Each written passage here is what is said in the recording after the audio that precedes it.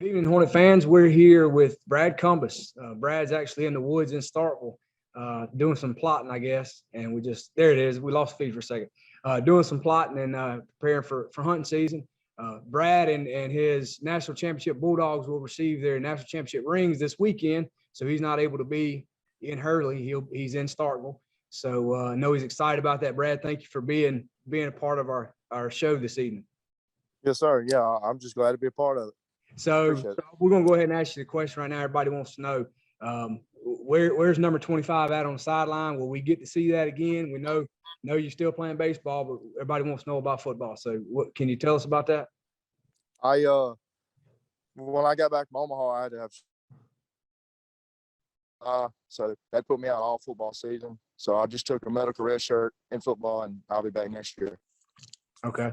All right. So the Omaha thing, man, that's pretty exciting. Of course, as a Mississippi State fan, that is like a once in a lifetime thing. My family and I, we made the trip up there. Talk about some of that, man. Like, what was that like? The whole thing, though, just the super regional, the whole thing, all the way up there. What was your experience like? Dude, the experience was incredible. It's something that every kid dreams about doing for sure. But me and Coach Morris was talking about it earlier in his office. I was like, people ask me, I talk to professors, I talk to students, just like everybody knows you around campus, and they're like asking what was it like. It happened so fast, man. I couldn't really get to embrace it. It was happening so fast. I couldn't really get to enjoy all of it, So it's just something I'll never forget the rest of my life. That's right. I know from my family and I, it was like an impromptu, man. We left Hurley. We didn't have tickets or a hotel. We just drove to Omaha. So it's something we won't ever remember. We won't ever forget as fans either.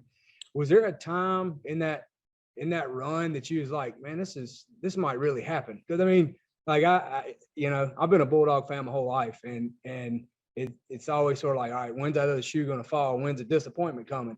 Is there a time you was like, we might really be the national champions here? When I hit the triple versus Texas, yeah, and we went up 2-0, and then we went on to win that game. And then the guy for Virginia the next game threw 7 innings, no hit, and then we came back, won 5-2 or 5-3 or something, 5-4. I don't really remember. That's right. That's when I knew. I knew there was no doubt that nobody was going to beat us and nobody was going to stop us at that point. We were just too hot as a team. Yeah, it was definitely an incredible run, man. We actually got to go up for the Notre Dame game in Starkville, the one where Logan hit the home run to go up, make it 9-8. The ball landed about 20 feet from where we were standing. I won't ever forget that. And then Cavadas or whatever hit that ungodly thing. He landed in Columbus. Yeah. Oh my God, that was incredible. So you got y'all are, what are y'all doing right now? You're playing spring ball. Look like, I thought I saw y'all had Alabama in last week. Looked like it was a regular season game at Dudy Noble. A pile of people was there. So what are y'all doing right now to prepare for the season? So we did our fall ball earlier. I missed half of the fall ball scrimmages, and I got to play the last 6 games coming back from shoulder surgery. So, it definitely helped. I definitely enjoyed it. It was something I've never done, because I played football for 14 years of my life, and I've never had a fall of baseball. So it's a little different, man. We're working hard. We're getting right as a team to make another Omaha run. That's right. So are you still in left field? Is that where you look like you're going to land again this year? Still in left field. Yes, sir. Well, I don't want to keep you. I know you're trying to get some stuff done out there in the woods. I do want to ask you, though, and I asked Tony this last week. If there's one thing that you feel like got you where you are athletically, dual sport athlete in a Division I and SEC school for that matter, there's one thing that you could tell a 10, 11, 12-year-old kid that you think made a difference for you and sort of preparing you athletically to get where you are, what would that one thing be you would tell them? It wouldn't just be really one thing. It'd be a whole group of things that make up one piece of the puzzle. I would tell them, you got to believe in yourself and be confident in yourself. And I put a lot of my faith in the good Lord, and I work hard. I meet him halfway and he meets me halfway. So it all works out. You just got to work hard. Effort. I also believe that you give 100% effort and you have a great attitude, that'll carry you, just not even in sports, just in general in life. It'll carry you a long way. Be successful in anything. That's right. Well, I appreciate that, man. I appreciate you taking your time to meet with us. Yes, sir. And Sure, just yeah. offer some encouragement to those young guys that'll watch this back. I know the guys that play on Friday night that I get, I'm sure you did it too, because we called some of your games and y'all go back and get to kind of crack on each other and yeah. I know what you're saying.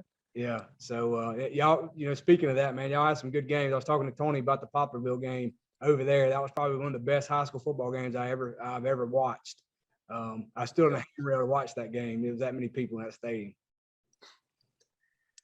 That was just that was an unbelievable experience as a 17-year-old kid playing in front of that many fans at a football game. That's right. It does pale in comparison though to being in in a national championship, in Omaha, Nebraska. But still, that says a lot that you even remember that. Welcome to Hornet Football. Here with Brian Knight, Nick D'Angelo. We're just about to kick here from Gil Martin Stadium in Lucedale. The Hornets have just come out. The Rebels have just come out. We're ready for kickoff. It's an exciting night. George County is 5-4 overall, 4-1 in the conference. East Central 6-2, also 4-1 for the conference. This game right here decides effectively the second seed, assuming the season plays out like next week plays out like we expect it to, Brian. Correct. It's a big game. Doesn't really get any bigger. Fighting for home field advantage that first playoff game, and it's a big one, so we need to come away with a victory here. Worth mentioning, I heard earlier today George County lost their quarterback last week in the first series, I think, of the Picayune game, which they fell short last week against Picayune, while East Central was victorious down in Hurley against Gaucher. So kind of all the stars kind of came together for the Hornets last week, and kind of that's what's got us here. I want to mention that was Brad Cummins, for those of you that may not have known in that interview that you watched just before we came on the air, that had the opportunity to visit with Brad this week. I hope to get him actually here at the game, but as was discussed in the interview, he's getting his national championship ring tomorrow in Starkville, so I think you picked the better option, Brian. Yeah, getting a little jewelry. So that's going to be George County, or East Central is going to kick there. It's going to be returned by number 25, William Wilson. I believe that was the number. George County won the toss and elected to receive, so East Central will get the ball coming out of halftime. So that's going to set up the George County offense on the 50-yard line. Deuce Knight on the quarterback, number 18. 18, leading the Rebel offense is sophomore Deuce Knight, number 18. He's going to give up the middle to Howell. Howell's going to get around the end on the left side. He's going to pick up about 10, 15, 16 yards on the first play of the game as he brings the ball into Hornet territory, ran out of bounds or knocked out of bounds around the 30-yard line. Howell's their kind of key player. I believe he was elected for the North-South or either the Mississippi-Alabama game, one of the two. I know the guys in my class were talking about how fast he was. So he's going to be their senior. He's going to be their senior leader, and they're going to depend on him a lot. Of course, George County does throw the ball around a lot. Right now, they're lined up in this trips right to the bottom of your screen. Got a stacked receiver set over here. Going to go back to Howell again. Quickly pick up about 6-7 yards on the carry. Dez Fairley on the tackle for the Hornets.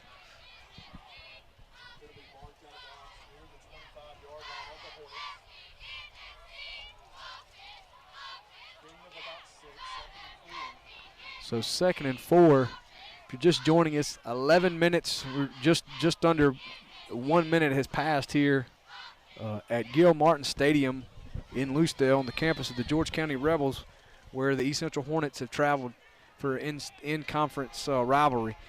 It's going to be up the middle, quarterback keeper. Kept this time by Knight, tackled quickly by Llewellyn and finished off by Huff, number 25. It's worth mentioning last week, Brian, 25 Huff and 18 T.J. Dunsford. They're kind of the senior leader, or I shouldn't say senior, they're both juniors. The leaders on that defensive unit both lost them last week and still able to pull off a win against Gaucher. So yes, it was a big thankfully, Jared, I think he's just a little banged up. We're hoping to get TJ back, I believe. Well, he's out there, excuse me. Yeah, he dressed. So it's going to be a 3rd and short. Going to go to number 6. Oh, no. We had him and then let him go. Going to go to, that's Jacoby Street. Going to break one tackle and be brought down by a second defender, but not before he would pick up a first down So that's the second first down of the night for George County early in the contest as they bring the ball down across the East Central 20-yard line, sitting on about the 15 now, 1st and 10. They're going to go back to Howell again. Still on his feet, finally brought down, looked like by Owenby. Still picked up about 3 yards. He hit at the line of scrimmage and able to have positive yardage there. Yeah, that was TJ on the tackle, I believe, actually. Okay, it was 18 instead of 10. So looking at about a 2nd and 7. Street and Howell in the backfield. Going to give back to Street. He's hit very quickly in the offensive backfield by number 11. That's going to be Hollis Porter, credited for the tackle. Number 10, Brayson Owenby there, was helping his brother out through. That was a big play, 3rd down and 10. So that's going to look like about a loss of 3. Be interesting. They're putting our we're man-to-man on the outside, so I think we're going to make them show us that they can throw it a little bit. Does certainly a passing down right here, 3rd and long. East Central's coming, bringing the pressure. Going to look. Didn't quite get to him. Turn to around. The deep side of the field. Good it's going to be defense. Knocked down. Great job by Rassie Smith. Incomplete pass. Rassie Smith did phenomenal coverage right there. Oh, not a bad pass. Yeah, it was a good throw. Man coverage out here on the edge and able to get in, keep his hands in between the ball and the receiver. It's like we're going to have to stop them again. It looks like they're going for it. Brian, I don't want to jinx this, but I feel a little bit of drizzle. I don't. Please don't let it drizzle on us up here. This is football weather. It's here. I'm now feeling it on the back of my neck as well. I'm not dressed for this, man. 4th and 10. Man, oh my gosh, this is going to be bad. You didn't bring your umbrella? I didn't. So Knight's going to take the ball from center, looks left, looks right, scrambles. Got a flag on the play. He's going to be hit. He's going to make it, I think. And pick up a first down, but a flag came pretty early. Holding. Yeah, before he came out of the pocket. Usually when a quarterback stands back there and has that much time, somebody's probably not doing something right. That's correct. Or properly, I should say. There you go. Big holding call. So that's going to be a spot foul, 10 yards from the spot of the foul, and redo 4th down. I will say this, the wind's coming out of the north. It's kind of out of the northwest, so it's kind of be a cross kick. I was thinking if they had somebody that had a leg, the wind is kind of at their back, but it's probably would be blowing east to west as the kicker would kick. From the right goalpost to the left goalpost, basically. So 8:55 here in the first quarter, 0-0. George County still on their first possession. They've picked up a few first downs, just received a holding penalty. That's going to be their quarterback looking. Oh, no. Another throw down the field that's going to be completed with a beautiful pass to number 12. That's going to be Braden Walker, the senior on senior night here. Huge catch here early in the first quarter. That was a perfect pass, especially with the wind the way it is. It's hard to kick, throw, everything with it as strong as it is tonight. So on a 4th and 20, Knight throws one on a dime into the waiting arms of Walker for 6 points. It's a tough snap. Get him. Uh-oh. Good. Hollis there to stop the conversion.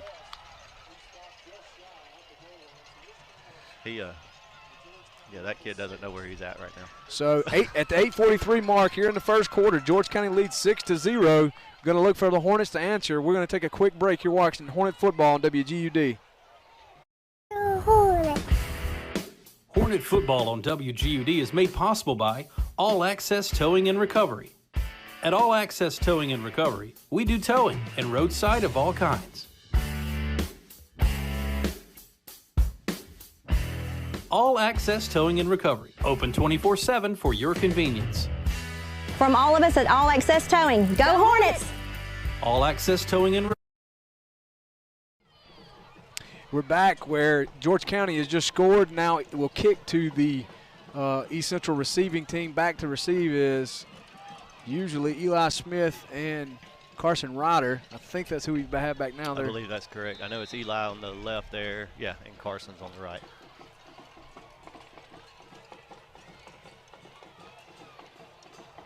So they're going to kick it back deep to Ryder.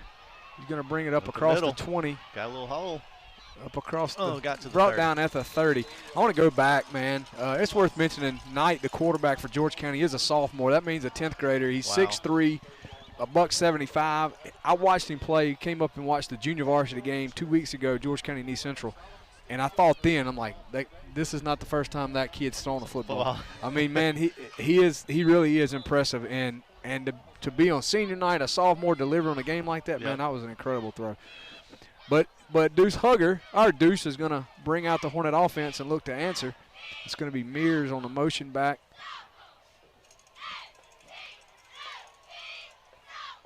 Go up the middle.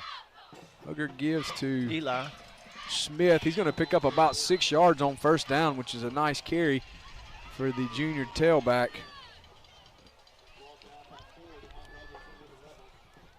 Man, my back is going to be soaked here in just a few minutes. You do have like a all-weather kind of thing going on there. Hold on.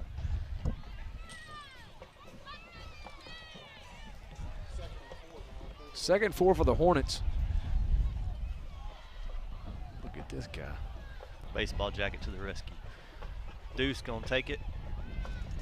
So that's I think Hugger. he gets the first down. Hugger's going to call his own number, pick up about 3, and almost the first down.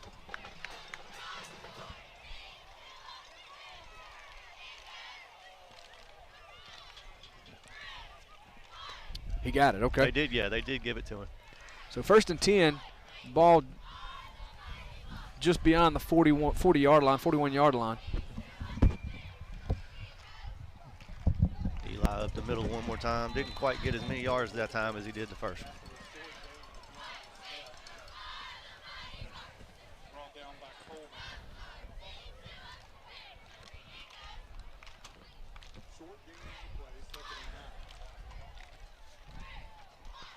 So 2nd and a long 8 for the Hornets.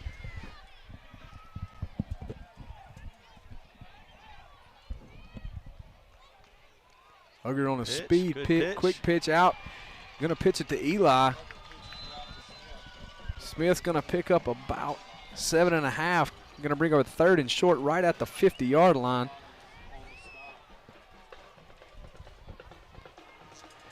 Brian, it is worth mentioning Gavin Trossett is out, number 55, a junior tackle. I'd say one of the leaders of the offensive line. He had a high ankle sprain. I think he's out for sure this week. Yes. On the good thing is we do have Dalton Graham back. So Eli up the middle. That's going to be Smith on the carry. He's going to pick up first down, and I'll tell you, he was one arm tackle away from probably breaking that. Exactly right. Easy E getting a lot of the work here at the early, which I'd hand it off to him a lot too. 6:30 mark here in the first quarter. The Hornets trail the Rebels. 1st and 10. Hugger drops back. A little out. Oh. It's going to be an incomplete pass to Brady Fant, the senior receiver. Wasn't able to haul it in. Looked like he just tried to turn upfield just a little too early. Yeah.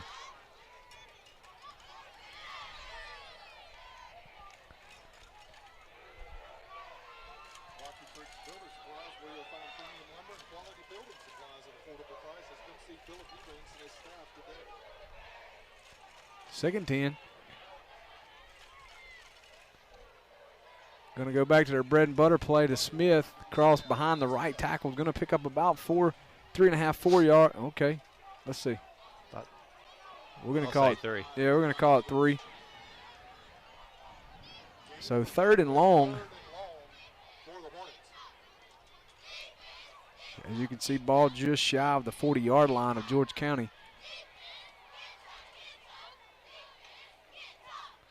Hugger's going to roll out. Throw it. 7-toed wonder of the world, Tristan Lambert. Completed to Lambert, threw a little bit behind him. Tristan able to bring it in and going to pick up a first down for the Hornet offense as they bring the ball down across the George County 30-yard line. Lambert's a big target, He is Brian. big and has some great hands. If you hit him in the hands, he pretty much comes down with it. He's spread out wide here. 1st and 10. Going to Up go the to middle. Marble up the Marble, middle. he's still going. Good. Gets about 30, 25. Yeah, going to get across. Going to get right at the 25-yard line. Pick up almost 5 yards on 1st down. We'll take that all night.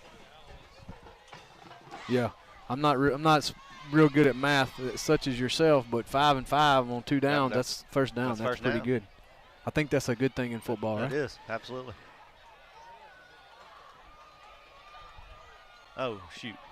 I don't know why there wasn't a flag called there, but Good gracious. George County sideline over here is like, what in the world? Yeah, we had about 3 people moving when that ball was snapped. Yeah, that coach is over here talking to him like, what are you looking at, man? Come on, did you not see that, man? I mean, like, what are you doing? Look at him. That's exactly. He's like being calm about it. He is. It's like you're gonna call that or. So 3rd and 6 for East Central, which was effectively a busted play. So that one was given away there. That play. Hugger gonna roll out. He's got Lambert. Had a step. He's gonna throw it a little behind the receiver. Yep. That pass is gonna be knocked down. I can't see the number on these jerseys. Yeah, it looks like 24 or 19. I think that's 10. Maybe. If Yeah, it's those 10, it's gold, Gage Reeves. those gold numbers Yeah. don't pop too much on the maroon there, do they? So fourth and call it 6 for East Central. The ball on George County 25-yard line. Gonna go reverse. That's gonna be easily a 1st down. Keep going. Keep Nice going, block by Tyler. Deuce. Baby. And Tyler Ferris, our kicker / receiver, is going to pick up a 1st down as he brings the ball down deep into George County territory. Ball is going to be marked at the 15-yard line. 1st down, 4 minutes here into the 1st quarter. East Central looking to respond to what was a 4th and 20, 30-yard touchdown pass earlier in the quarter. The ball snap will be around the 3:45 mark.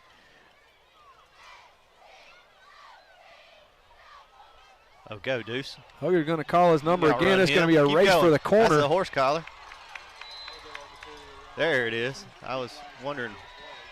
So there's a flag. What looks to be like it's going to be a horse collar. I didn't get the number of the defender. He easily, I think, picked up a 1st down. So we'll see what's going to be the call. Yeah, that was a. So that'll be half the distance to the goal line. So it's the ball sitting on the 5-yard line. I think that'll put it around the 2.5, Brian. That's 5 divided by 2 is 2.5. Thank you, sir. Thank you. Such a gentleman. Mississippi State education. Yes, sir. Yes, sir. Boom, right there. Basically at a extra point spot, basically. So 1st and goal for East Central.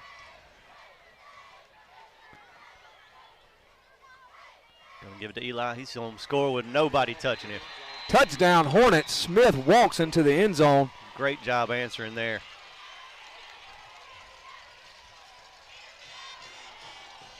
.311 mark.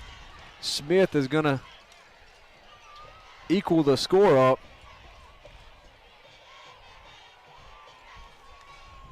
Ferris will come out to see if he can kick for the lead.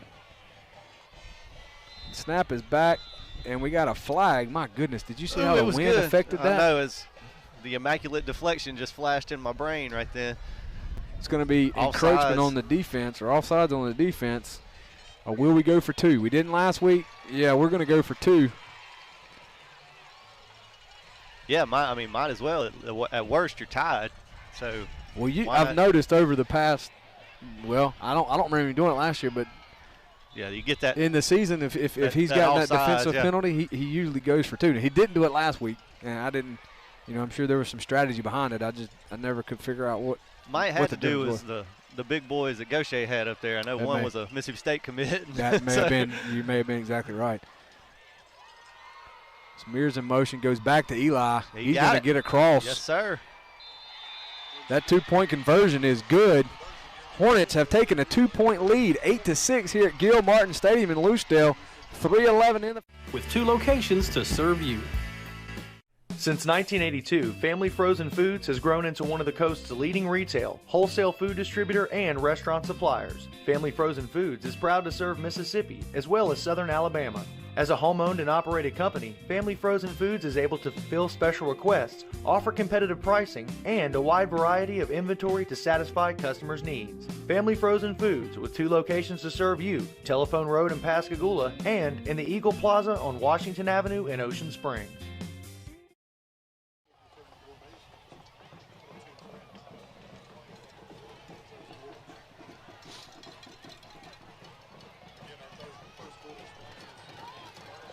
We're back where East Central has just taken the lead on a Eli Smith 2-yard touchdown run and then the subsequent 2-point conversion, 8-6. The Hornets from Hurley have taken the lead. That's going to be Tyler Ferris out to do the kicking for East Central. He's going to pooch kick it. Looks like Pooched a little further that time. Yeah, I think the wind got behind it. That is. Need to stop. Don't let him get around you. We got you. All right. I think that is Dortch.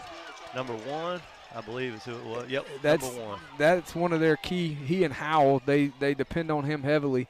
I think that's the first time, though, he's touched the ball this game.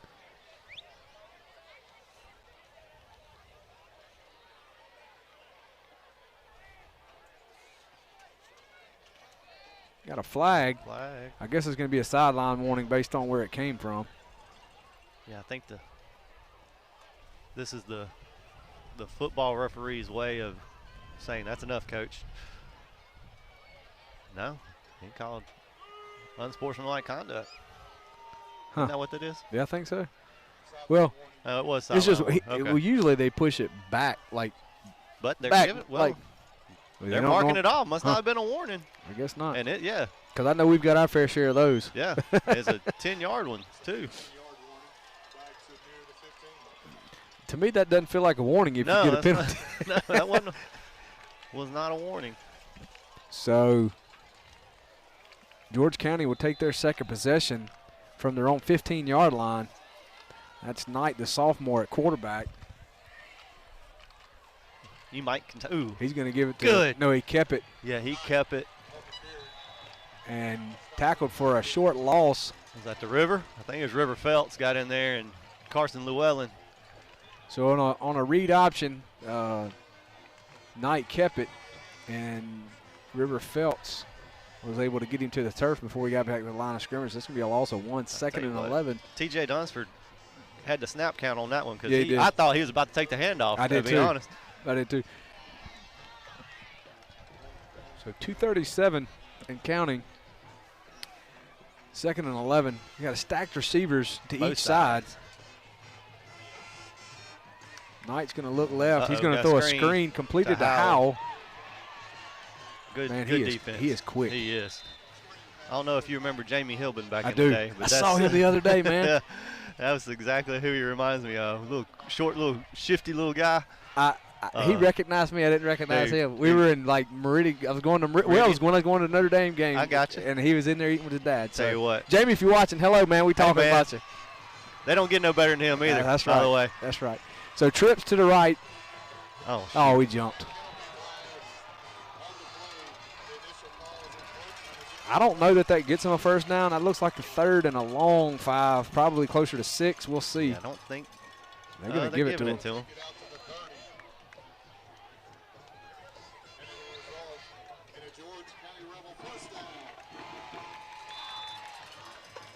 So they'll get a fresh set of downs on that offsides penalty by the East Central defense. Ball's at the 25-yard line of George County. Oh, they moved. They're going to give it right back to them. Ooh, don't.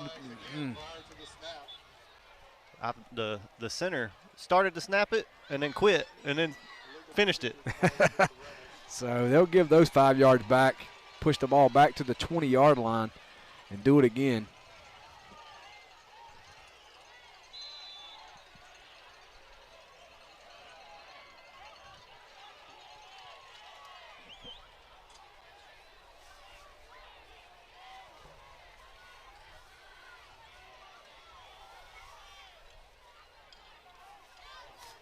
Quarterback keeps up the middle. Good stop. It's like number 8, Carson Llewellyn.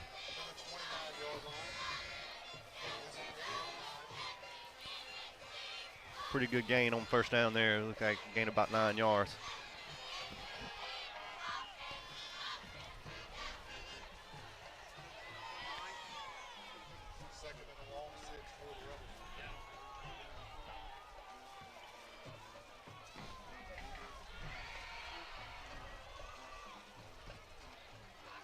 Well, they give it to him. Owenby's got him. That's Good job, Deutsch. He's going to be Brayson. thrown to the turf. Great job, Brayson. For a big loss. Big O. About 8-yard loss there for the Rebel defense.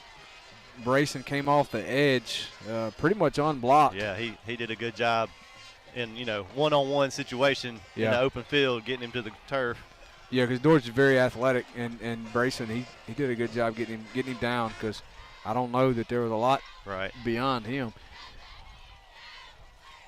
3rd and about 14. 10 seconds on the game clock. Not sure we're going to get it off. Knight, yeah, he's going to call. He's going to run it.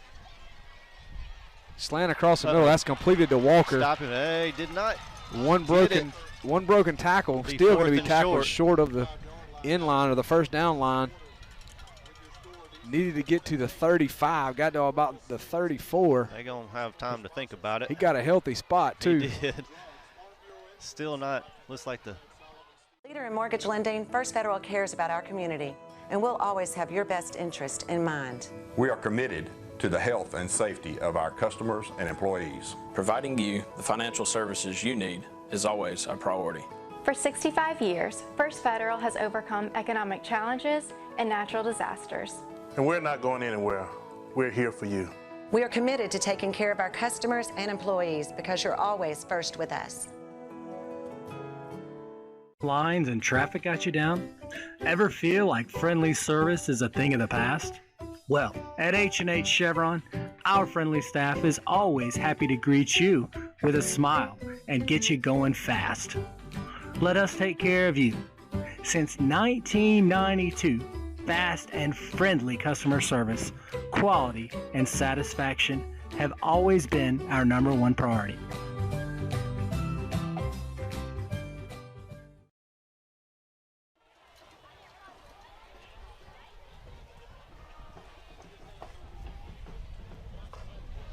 We're back where we're about to begin the second quarter. George County's looking at a 4th and very short. I'd say offense is coming out. Looks like they're going for it. I'm not sure. George County's kickers seem like they kick deep. From what I remember, they kick. They received. We'll see. Yeah. Might just try to get us. Nope, they're going for it. And that's a quarterback sneak. He's going to get that. So Knight's a pretty big frame. I figured that was going to happen at 6'2", 6'3", I think is what he is. Easily going to pick up a first down there.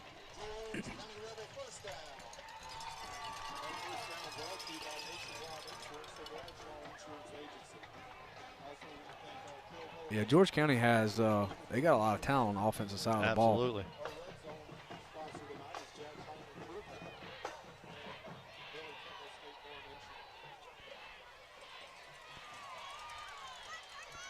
It's going to be Howell in motion. Oh, my goodness, Knight. Owenby, he got there. Big O with a big sack there. Yeah, I think Knight thought he was going to have an opportunity to set his feet, but East Central brought everybody with the kitchen sink and just not a lot of time. When they brought Howell in motion, he almost started forward motion before the ball was snapped. Yeah. I'm surprised the quarterback was able to hold on to the ball, to be honest. I don't think he saw Brayson coming. So George County's line up on a quad set. That's Howell, the single back in the backfield. East Central's running a man defense. Not a lot of help over the top. So kind of vulnerable to a long pass. Going to run. There you go for the short pass. Yeah, that's a hook route. That's good, about 3 yards, looks like. It's going to be about a 3-yard gain. So 3rd and we'll call it 16, 17. Pretty good ways to go there. But George County's definitely shown they're not afraid to throw the football down the field. I wouldn't be either with that guy throwing for me. So that's going to be trips to the bottom of the screen.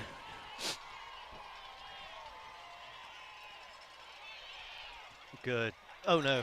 I thought it was good. Tell you what, they are some kind of fast. That's going to be a 61-yard bubble screen to Dortch. That was impressive. That was. I mean, we had him surrounded there, and he just kind of slithered his way through us, and he was gone. That comes at the 10-minute mark in the second quarter.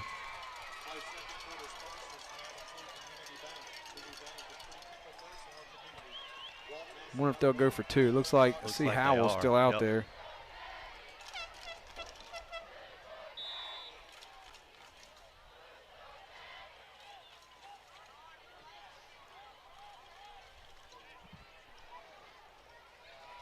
Knight looks left, throws in the back corner of the end zone. That's going to be incomplete. Carson Ryder. Ball knocked away by Ryder. So with that touchdown, that brings the score to 12-8. East Central now trails by 4. We're going to take a quick break from Loosedale, where the Rebels lead 12-8. We'll be back shortly. Staff at Heritage Funeral Home is a close-knit family. We understand the passing of a loved one is a sorrowful time and are honored to care for your family as our own. As a locally owned funeral home, affordability has always been a priority for Heritage. We can ease the burden of planning a funeral and bring peace of mind. From pre-planning to aftercare, the Heritage Funeral Home staff will make sure your experience is memorable and special. Heritage Funeral Home, serving you since 1999. Attorney Matthew Lott and his group of awesome paralegals get up every day with a dedication to solve your legal problems. Injuries and family matters are our specific areas of concentration. Results matter, and our track record shows it. We have also obtained numerous significant settlements and verdicts for our clients through our personal injury practice and obtained life-altering judgments for our clients in our divorce and child custody practice. We're back here in Loosedale, where George County has just scored again on a 61-yard bubble route. They've now kicked off to East Central. And that's Easy-E had it. Eli Smith on the return for the Hornets. He brings the ball up to around the 23-yard line. Just said to Brian offline, so that bubble screen was caught by Marquez Dortch. I think I'm saying his last name right. That's correct. He caught that ball, and he hit like turbo speed in a hurry. I don't know that I've seen anybody play East Central the last few years that just absolutely ran away. That's it. He did. That was pretty quick. So 9:53 to go to halftime. East Central is going to look to respond here. Had a great possession in the first possession they had. That's going to be Fant behind center. He's going to give underneath to Eli for a short gain, maybe two yards. That's something we saw where we began to run Hugger, which is typically the quarterback, at wingback about 2 games ago, I guess, and we brought Brady in and played quarterback and seemed to be pretty effective. I think it also helps change the cadence. We kind of talked about this. Right. I don't remember if it was you or last week or the week before with you, but kind of changes the cadence, and I think it kind of keeps the defense off balance too. Nonetheless, Hugger's back. He's going to keep it for himself. Going to be a race to the corner. Going to pick up about 4.5. Yeah, be about 4 more yards short. So third and, see where he marks it. Call it 3rd and 5. It looks like it's right before the 30. Looks like 29.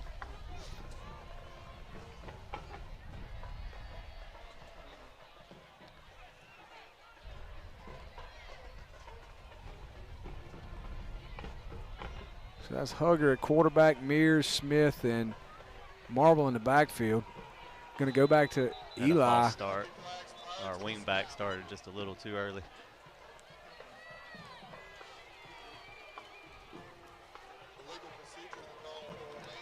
So that'll be a flag against the offensive unit. They'll mark 5 yards from the line of scrimmage and replay 3rd down.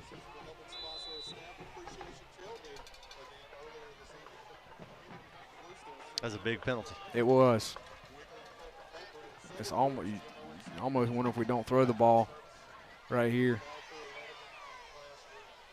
Let me go back to Eli. That first series, they had about 3 or 4 plays where he ran through that 2 hole behind Marble. It's going to go to Mears. Go Mears. Go Mears. Go Mears. I don't know that second effort may have got him there. Our sideline saying he got it. Either way, we'll go for it. We'll go for it if we're short. Yep, looks like they're saying we are inches. Little counter to the H-back Mears. They may measure this. That's really close. They are. Them, yep. Yeah. So that was a little counter play back, or reverse back to Mears to the weak side of the back side of that play. And good job of blocking on the back side of the offensive line there. Had a huge hole to run through. Absolutely. And Dustin was not giving up till they just the second made effort. Him go the second effort is what made it close. I think he's going to be a little short. Either way, we'll go for it. Oh, that's first down, baby. Woo woo! First down, Hornets. 1st and 10. Let's do it again.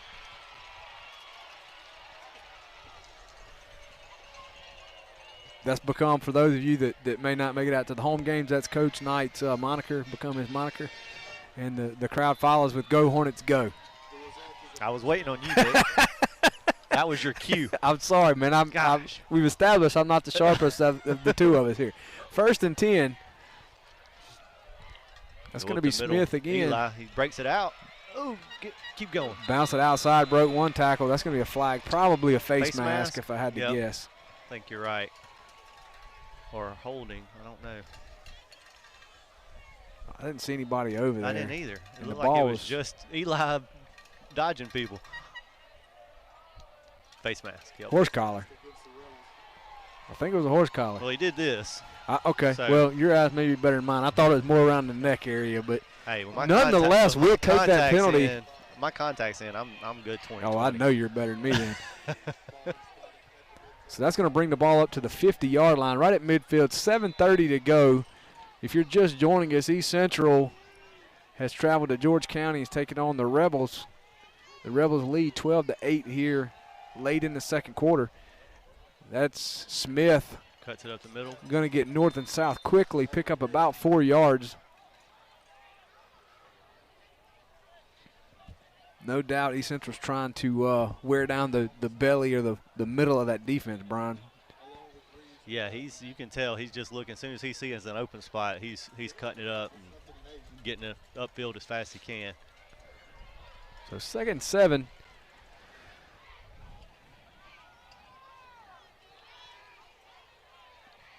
He's going to give to Eli on a motion back. There's nobody over here. Keep going, Eli. Gets a block Get that block, right there. That up, baby.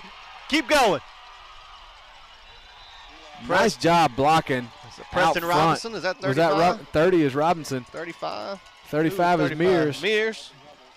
Dustin Mears leading the way downfield for Easy. So Smith was in motion there, give to him on the end around, and it was a foot race, and he was finally brought down inside the 10 around the 5-yard line. 1st and goal for the Hornets. That's Fant to the top of your screen. Going to go back to Eli. He's going to get in be. I thought he got across. Man. He's going to be just short. He is just short of the goal line.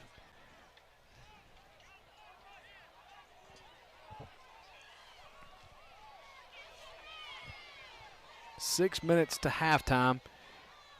East Central knocking on the door of the Rebel end zone. That's Marble and Smith in the backfield. But Hugger's going to keep it for himself for a sneak. Touchdown Hornets.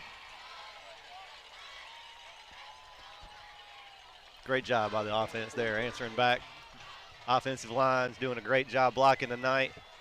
Even down a man. Can't say enough about them. Tell you what.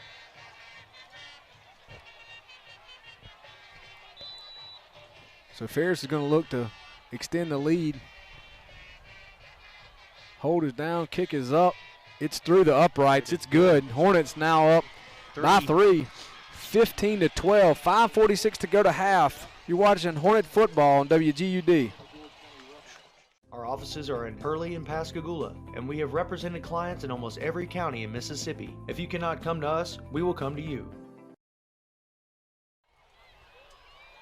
Murphy Orthodontics is the official orthodontist partner of East Central High School and proudly supports East Central Athletics. We're dedicated to creating extraordinary, confident smiles, one Hornet at a time. We combine cutting-edge technology, specialized care, and hometown hospitality to deliver the results you expect and a smile that you'll celebrate for a lifetime. With offices in West Mobile and Lucedale, we hope you'll make that short trip for a free orthodontic consultation and find out why McMurphy Orthodontics is the victorious choice for Hornet fans in Hurley and beyond. So Preston Robinson's going to tee it up for East Central.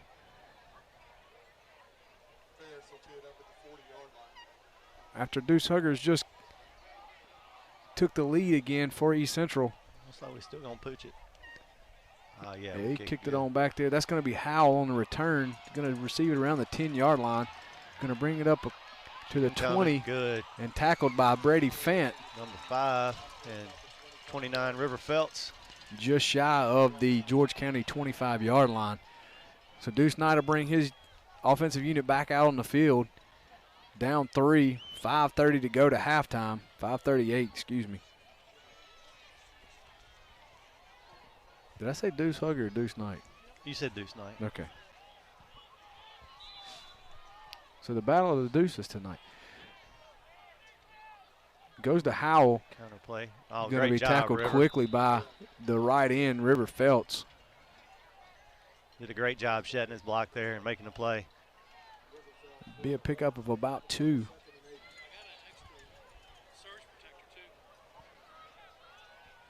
Shout out River, he made an A on his math test this week. As did Brady Fant. They are student athletes, they Coach are. Knight. They're not stupid, dumb jocks. So split receivers to the top of your screen, 2 back set. Dortch, is worth mentioning, is down to the Get that ball. Oh! Center just decided he wanted to snap it, and nobody else knew. So center snapped the ball in the unsuspecting hands of the quarterback, or to the chest, though I should say. Yeah, they actually got lucky that it was a good snap. Yeah, it hit him right in the gut. So that'll be a loss of 2, 3rd and 10 for George County. Trying to get a play call in. Plenty of time. 20 seconds left on the play clock. 4:30 on the game clock. So we're going trips receivers to the top. Knight's going to roll right. Get him, TJ. Throws right. Intercept that. Oh, goodness. That was just a great job adjusting by the receiver there. Through to the I feel pretty sure that was a back shoulder throw. I think he got too much air on it. I don't think he didn't underthrow that ball. That was intentionally thrown underneath or behind the receivers, so he would come back and catch it. So a great job of throw and catch from the quarterback to the receiver there. So that's a big first down conversion on a 3rd and 10. Knight's going to give it. No, he's going to keep it. Oh, no. One broke tackle. Had him in the backfield, able to get away. Picked up to about 17, 18 yards, and a first down is going to bring the ball down around the 30-yard line of East Central. Just under 4 minutes to go to halftime. So back-to-back plays by the Rebel offense have them looking or approaching Hornet deep in Hornet territory. Nice play, Carson. That was a big tackle right there. Dortch come in on a slant pass. Knight stayed in, took a hit, delivered that slant route, but tackled quickly, not before he picked up 8 yards, though, on first down. You get the feeling this game might come down to just whoever makes the first mistake. Maybe. I got a feeling they're fixing to try. They're going to take a shot for the end zone. It'll be a good time to do it. You got, if you don't Second get it, you still got 2 plays to make 4 yards. There it is. Same play. Good. That was the same play. Again. Yep. First down this time.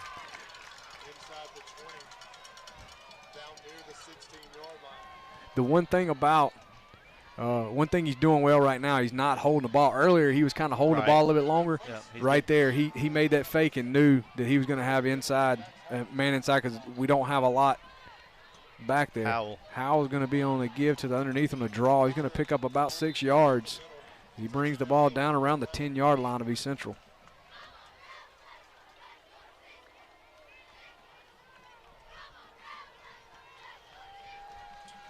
2:30 to go to half.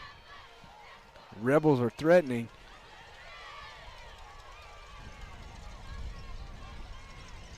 Knight goes back to Howell. No, excuse me. Fakes it. Dumps it off to Dortch. He's knocked out of bounds around the 5-yard line. Nice little play call there. I felt like they were going to run it. Yep. It'll be 1st and goal. 1st and goal from the 5. The clock will stop as Dortch has run out of bounds. 2:18 to go to half.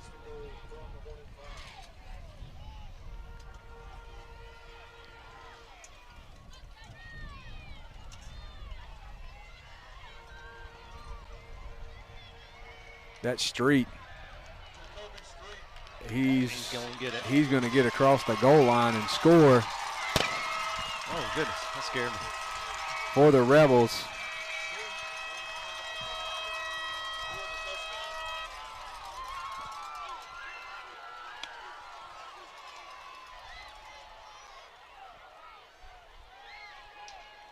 Looks like they're going to just kick it this time. Be tricky with this wind here. When we tried ours before the offsides kick, that wind played havoc with it. Yeah, Let's see how theirs does. Pushed it to the right. Oh, the bad snap again. Looks like they's going good. We got a flag on the play, probably roughing the kicker. We'll see what that's about.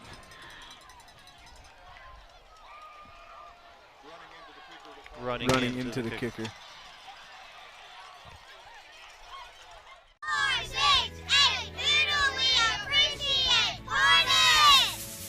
Go Hornets! Hi, Hornet fans. I'm Sheriff Mike Ezel, and I want to take this opportunity to wish the East Central Hornets the best of luck this football season. Go Hornets! Did you know that you can use a Southern Oaks Realty agent to buy any listed home? It's true. Did you know that using a Southern Oaks agent to buy a home costs you nothing? For real, nothing. We're cheering for the home team and cheering for you to become a homeowner. With 2 locations to make your real estate dreams a reality, here in Hurley and in Biloxi. Southern Oaks Realty, helping you establish new roots. So, who's kicking for them? 60, looks like number 69. Call his name. That's 69. Smith back on the return for East Central. Wrapped up and tackled quickly by number 5. We don't have a name for him, or the kicker for that matter. So virtually no gain or no return there on the kickoff. So Hugger and the Hornet offense will come out. 1:56 to go to halftime. All 3 timeouts. Looking to respond to George County's late second quarter touchdown there. Yes, if we can score here before halftime, we'll get the ball first after halftime, and then hopefully score again and put a little distance.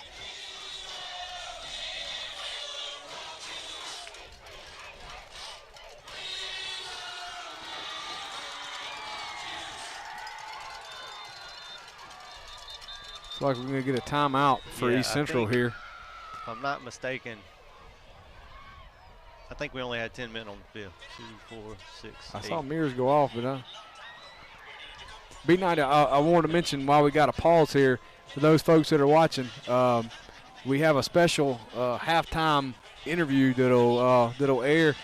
Had the opportunity, as we said before the game, had a chance this week to visit with Brad Cumbus, a starting left fielder and East Central alumni, baseball and football alumni. It felt like it'd be appropriate, being in George County, that we also try to get a hold of George County's own Logan Tanner. So I was able to talk with Logan earlier in the week also. So we're going to air that interview here at halftime. So if you're watching, stay with us. Had an opportunity to talk with him about his experience in Omaha and the games leading up to that. Awesome. I know you know all about who that is. Oh yeah, you told me he was at practice. Where was he at? He was in class. So Brad was out. Brad was in the woods. He was scouting, and Logan was in class. That's about right. That's going to be Mears. Go Mears. Oh, that's a first down. And he easily is going to pick up a first down, bring the ball up across the 25-yard line. 1:49 to go. East Central does have 2 timeouts. They only used 1.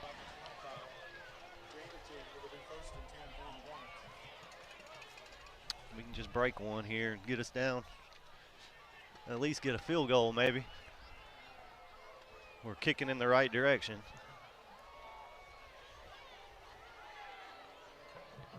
Pitch to Eli.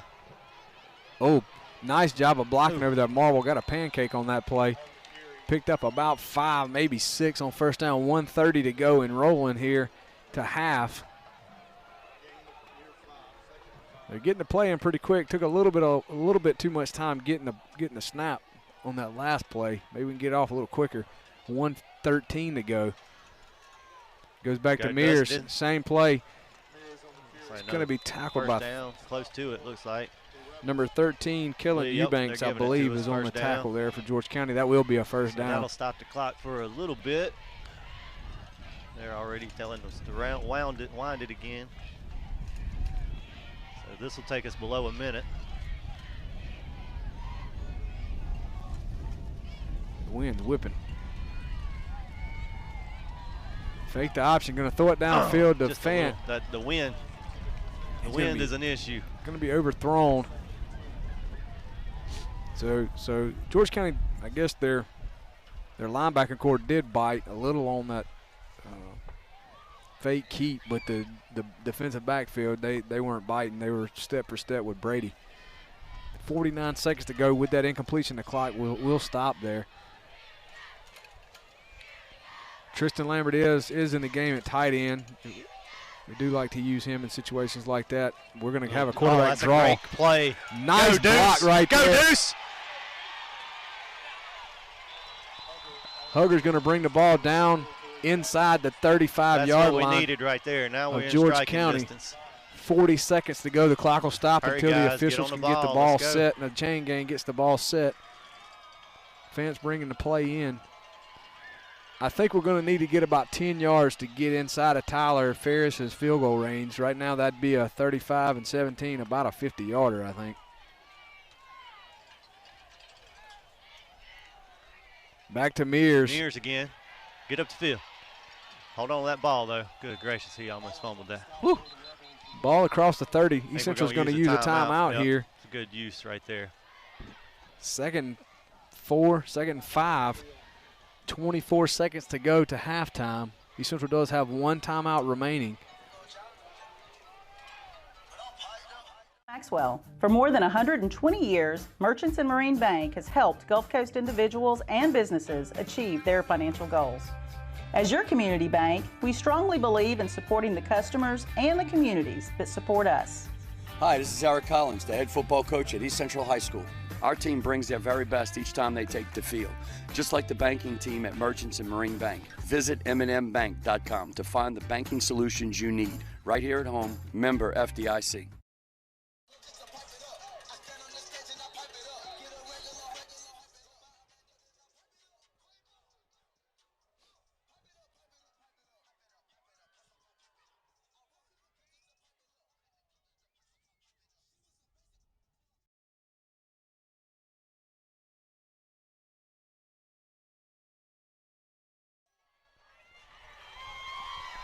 So 24 to go to half. 1 timeout remaining. 2nd and 4. It's Fant to the bottom of the screen. Hugger's going to keep it. He's rolling out. Fant's got a step. Hugger keeps it. He's running out of bounds. That'll work. Yeah, for just a second, he came open in the corner, but Hugger already pulled the ball down and was looking to get what he could get. Ran out of bounds. Clock will stop with 16 seconds to go. It is a first down, though.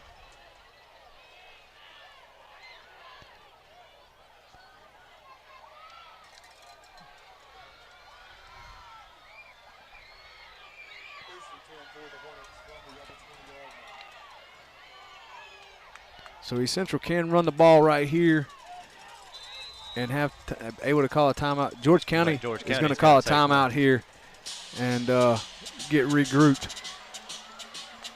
I don't know if you throw one.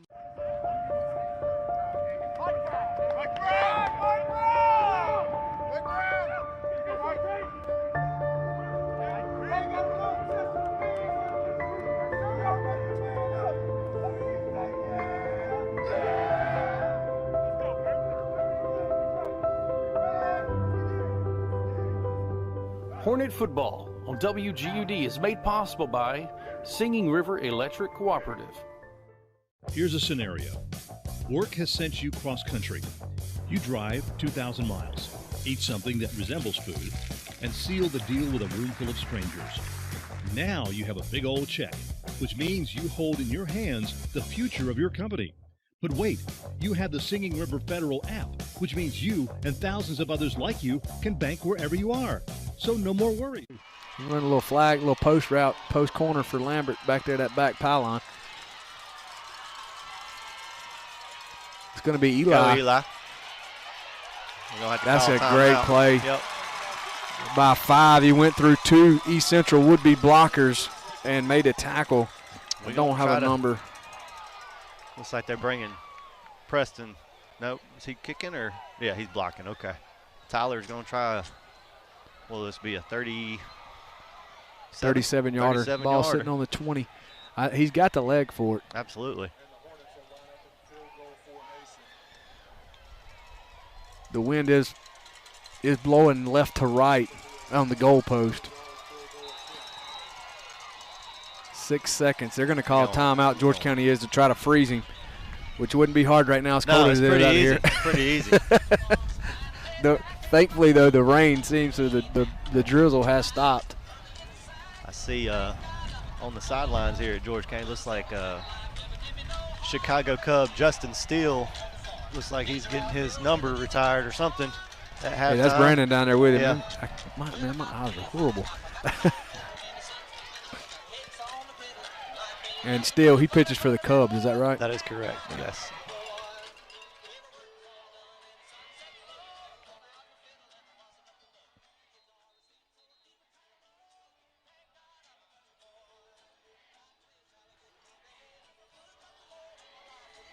So that's kind of good, right, to get your number retired? Yeah, I mean, I think you've probably done some things with your life if that's 6 seconds to go to half. Ferris is going to try to narrow the gap. I think George County just jumped. That would be great if you get us 5 extra yards.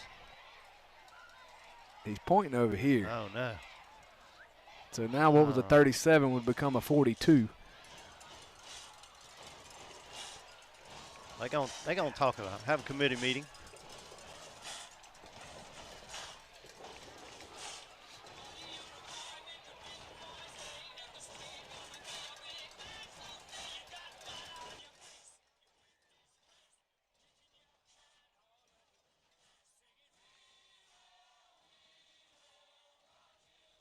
A lot of discussion about what happened. Well, let's see the verdict. Timeout. All right. That is not what I was expecting. No, there's a yellow piece of laundry over there on the side on the field. That was. So I assume nothing. We just played. That was one. We just playing, y'all. Just kidding. you know how we be playing. This last 6 seconds has taken longer than I think the last 5 minutes of the quarter. I got a Chick-fil-A sandwich back there calling my name. Attaboy. I'd already eaten mine. I'm sorry. It is, after all, the Lord's chicken. I don't know that I've ever seen the defense call back-to-back timeouts on a field goal, though. Have you ever seen that? I don't.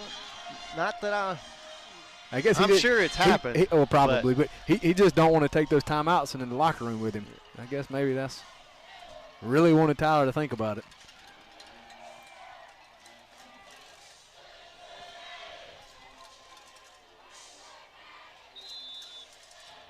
Here we go.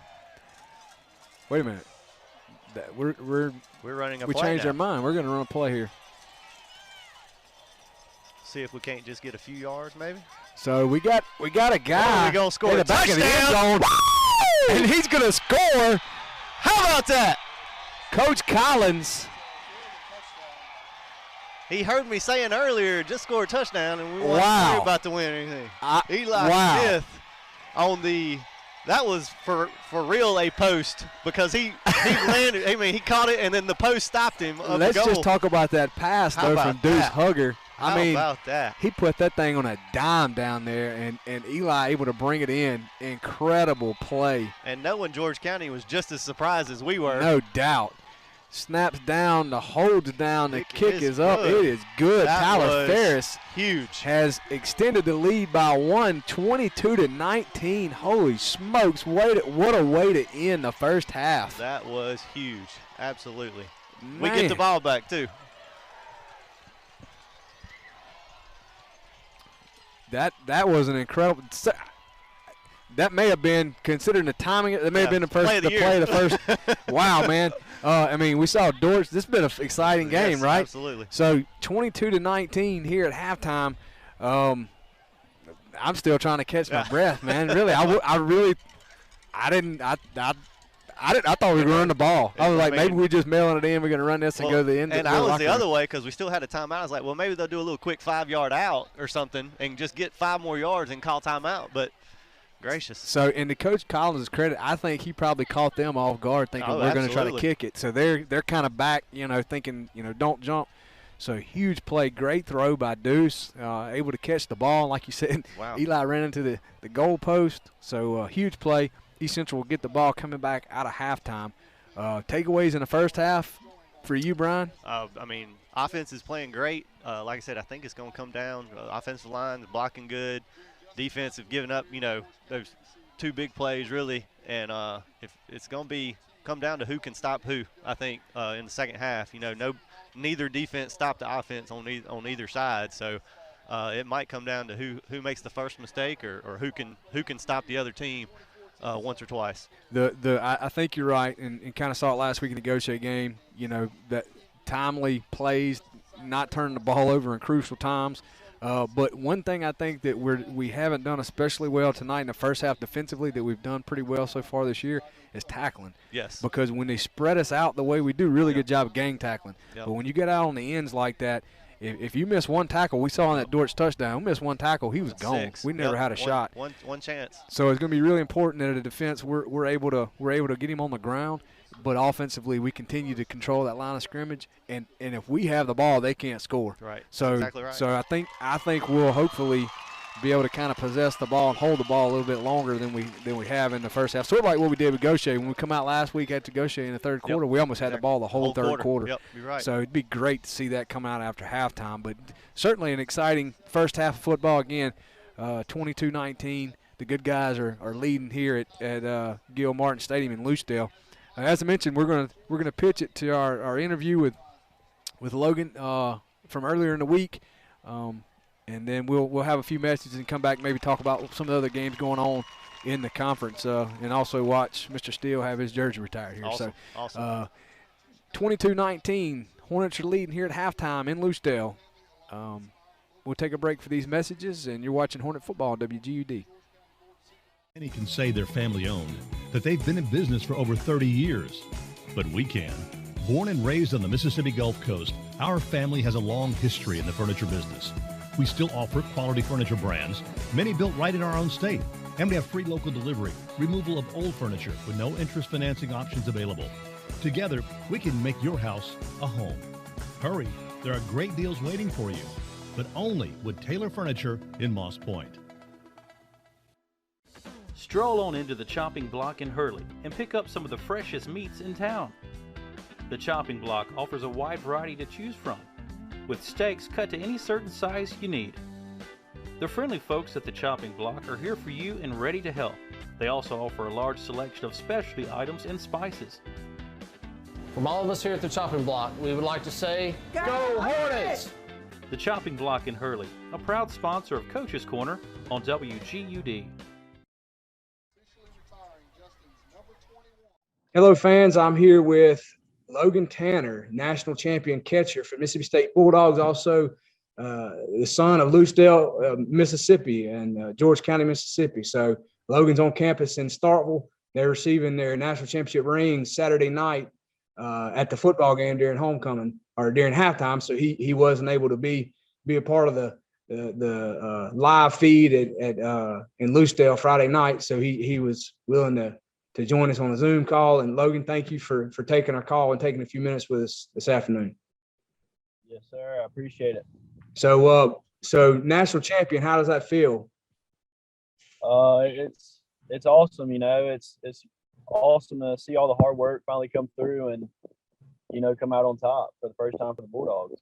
Yeah, as a fan, I was telling Brad, as a fan, I'm 42 and I watched a lot of Mississippi State sports, and I've been disappointed a lot.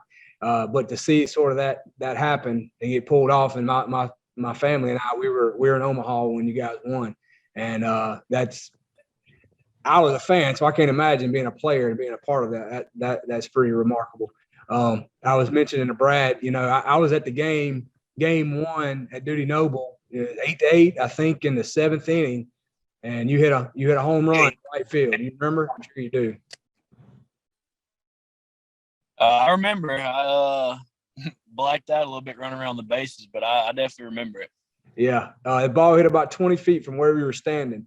So that'll go down in the D'Angelo family, one of our Mississippi State memories that we'll have. That was clutch, man. I remember that like it was yesterday. Of course, I was joking with Brad. 3 days later, the Cavadas kid from Notre Dame hit that joker that landed in Columbus. I don't know if I've ever seen a ball get out of that park that fast. And that might have been the first seat, right, being the catch. I mean, that was probably one of the first balls I ever seen hit. It was incredible. Yeah, that ball got out of there in a hurry. So have y'all seen the rings that y'all getting Saturday night, the national championship rings? Have y'all seen that? I actually haven't seen them. I kind of wanted to be a surprise. So any leaks that have been coming out, I haven't looked at them. I'm ready to be surprised. So y'all didn't get to actually design it. Somebody else designed it, I assume, probably the coaching staff or somebody? Yes, sir. The coaching staff helped design it. Okay.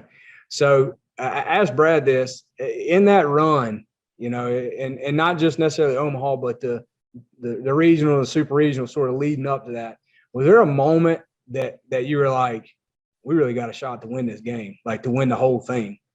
I think as a team, we kind of just felt like we had a really good shot to win it. After we won game 1, I knew we had a really good chance because winning that first game is so important. It saves a lot of pitching, not having to come out of the loser's bracket. And then coming back from Virginia, I was like, yeah, I think we have a really good chance of winning it after coming back down 5-0 in the 8th, which was crazy. Yeah. At the time, it was really awesome. So what was it? So in the stands, it felt like Duty Noble came to Omaha. Did it feel that way on the field with all the support that came from Mississippi? Yeah, it did. The fans turned Omaha and Maroon, and it was one of the coolest things I've ever been a part of, especially seeing how well the fans traveled and filling up the stands. It was awesome. And I'm assuming you probably know this, but we sat in some seats that actually people from Iowa had that we were able to buy. The hometown folks, so the Nebraskans and the Iowans, they're actually pulling for y'all too. So I thought that was pretty cool. They didn't want Vanderbilt to win, and they said we traveled well, so they became Bulldog fans at least for a 3-game series anyway. Yeah, I've heard that, and that's really cool. Considering that so many people traveled and they were giving up their tickets for fans that didn't even know if they were going to get tickets, it was awesome. That's right. So I didn't get a chance to ask Brad this. In that little stretch, Virginia, Texas, of course, Vandy had those 2 ace throwers. Who was the toughest guy that you faced at the plate pitching? It may not have been any of those guys, but those sort of the marquee guys I know. I'd have to say the hardest one for me was Ty Madden, just because I couldn't really pick him up well. He was really good. His slider was really good, and I had faced Kumar and Jack earlier in the season, so I kind of had a feel for what they're going to try to do and attack me at the plate. But Ty Madden, we faced him first game of the year, and then we faced the first game in Omaha, and then we faced him again. If you could tell a 10, 11, 12-year-old kid right now that wants to play baseball or any sport, but especially baseball since that's what you do, if there's one thing that you did or a couple things that you think you did that set you apart or gave you the ability to be a national champion, baseball player, what do you think? Are there a couple things that you did that sort of got you to where you are? Surround yourself by people who want the same goal as you do. Always believe in yourself I mean, my mom always told me, well, why not you? That was one of the big things growing up. Why not me? Why couldn't I do it? But I definitely say surrounding yourself by people who want the same goal that you want helps, because they keep you on track with what you're trying to do, and you keep them on track with what they're trying to do. And I feel like that's a huge advantage over what a bunch of people have. That's great advice. It's great advice. Well, look, man, I really appreciate the time that you're taking to spend with us here, and I know the folks in Lucedale and George County will be glad to hear from you. When's the last time you've been able to get home? Have you been home lately? I haven't been home since I left to move back up here. So, I mean, it's been a few months. It's probably been August was last time I was home. I mean, it's been a minute. So I'll be back home during Christmas break. That'd be about the last time I come back home for a while. Right, because y'all been doing fall. Brad was talking in a previous interview. Y'all been doing fall ball, so you've had that going on. So that just wrapped up last weekend, I guess. Yes, sir. Okay. All right, buddy. Well, I sure appreciate your time and taking that time to spend with us. And good luck to you in the upcoming season. I appreciate y'all. Have a good one. All right, thanks.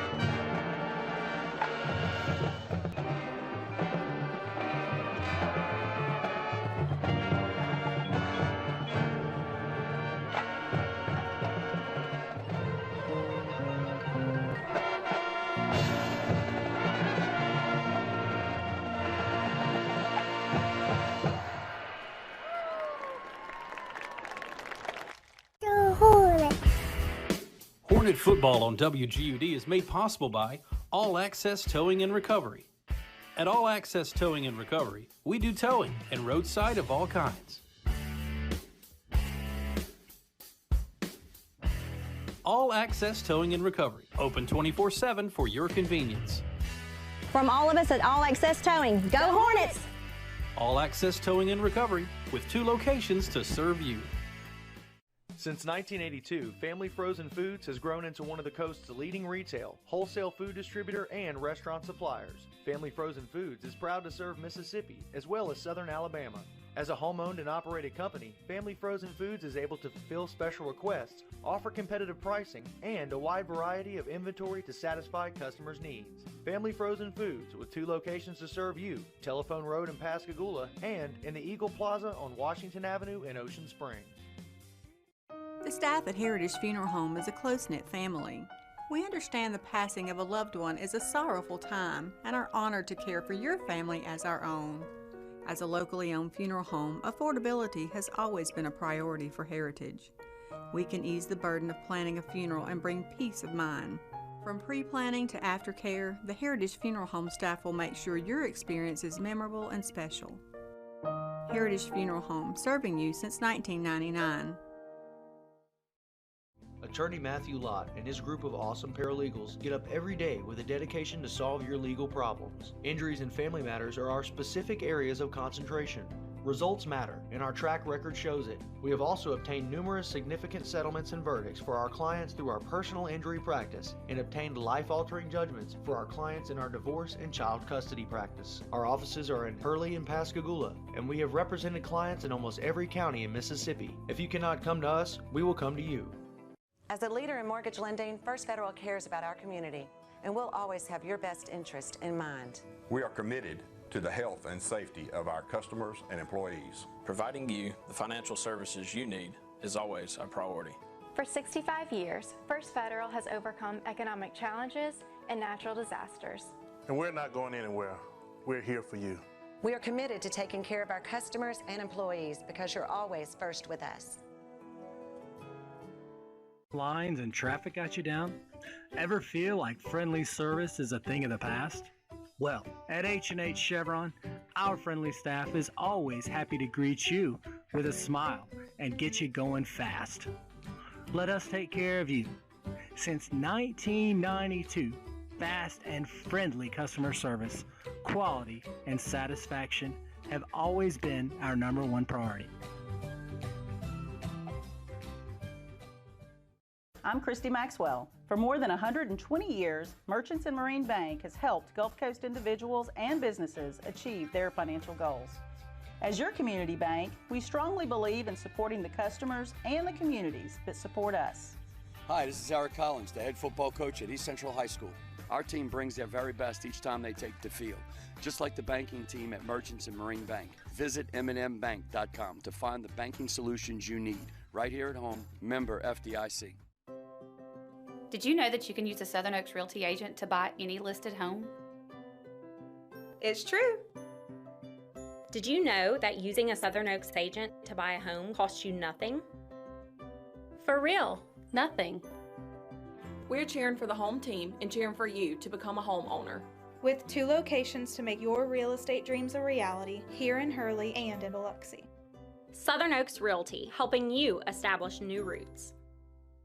McMurphy Orthodontics is the official orthodontist partner of East Central High School and proudly supports East Central Athletics. We're dedicated to creating extraordinary, confident smiles, one Hornet at a time. We combine cutting-edge technology, specialized care, and hometown hospitality to deliver the results you expect and a smile that you'll celebrate for a lifetime. With offices in West Mobile and Lucedale, we hope you'll make that short trip for a free orthodontic consultation and find out why McMurphy Orthodontics is the victorious choice for Hornet fans in Hurley and beyond. 2, 4, 6, 8, who do we appreciate? Hornets! Go Hornets! Hi, Hornet fans. I'm Sheriff Mike Ezel, and I want to take this opportunity to wish the East Central Hornets the best of luck this football season. Go Hornets! Not many can say they're family-owned, that they've been in business for over 30 years. But we can. Born and raised on the Mississippi Gulf Coast, our family has a long history in the furniture business. We still offer quality furniture brands, many built right in our own state. And we have free local delivery, removal of old furniture with no interest financing options available. Together, we can make your house a home. Hurry, there are great deals waiting for you, but only with Taylor Furniture in Moss Point. Stroll on into the Chopping Block in Hurley and pick up some of the freshest meats in town. The Chopping Block offers a wide variety to choose from, with steaks cut to any certain size you need. The friendly folks at the Chopping Block are here for you and ready to help. They also offer a large selection of specialty items and spices. From all of us here at the Chopping Block, we would like to say, Go Hornets! The Chopping Block in Hurley, a proud sponsor of Coach's Corner on WGUD.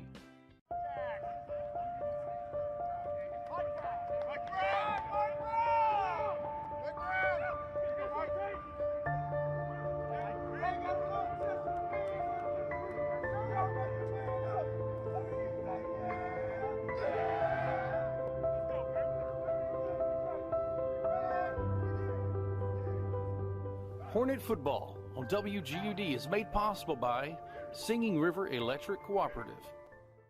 Here's a scenario. Work has sent you cross country. You drive 2,000 miles, eat something that resembles food, and seal the deal with a room full of strangers. Now you have a big old check, which means you hold in your hands the future of your company. But wait, you have the Singing River Federal app, which means you and thousands of others like you can bank wherever you are. So no more worries, except for whatever you ate. Singing River Federal, the better way to bank, wherever you are. Singing River Federal Credit Union, a proud sponsor of Hornet football. Are you getting letters from the IRS? Have you not filed taxes in years?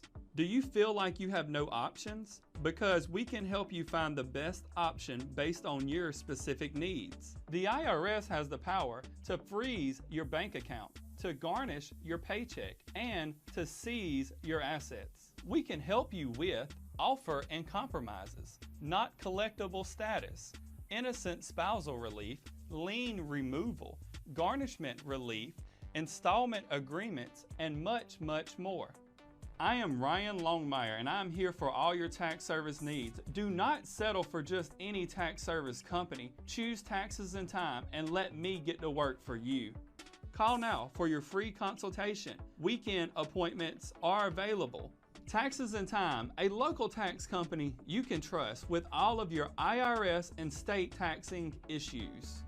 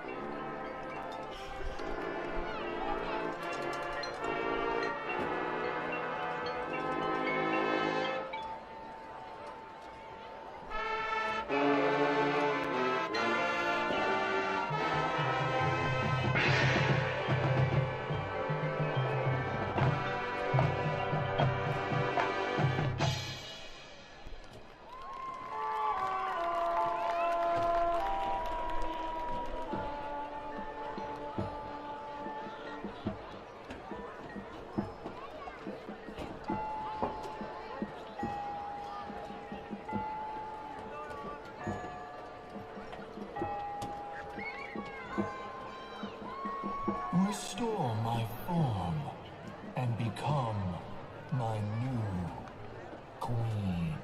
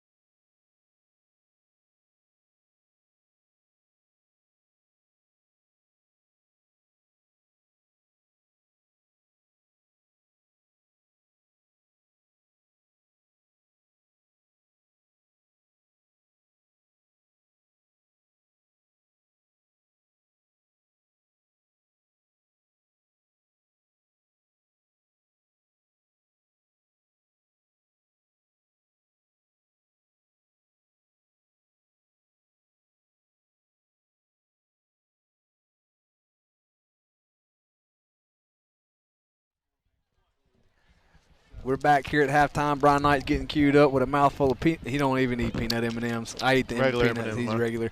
About a minute to kick. George County, their band is just getting off the field. Both teams have come out. They're pretty warm. Going to be ready to go here.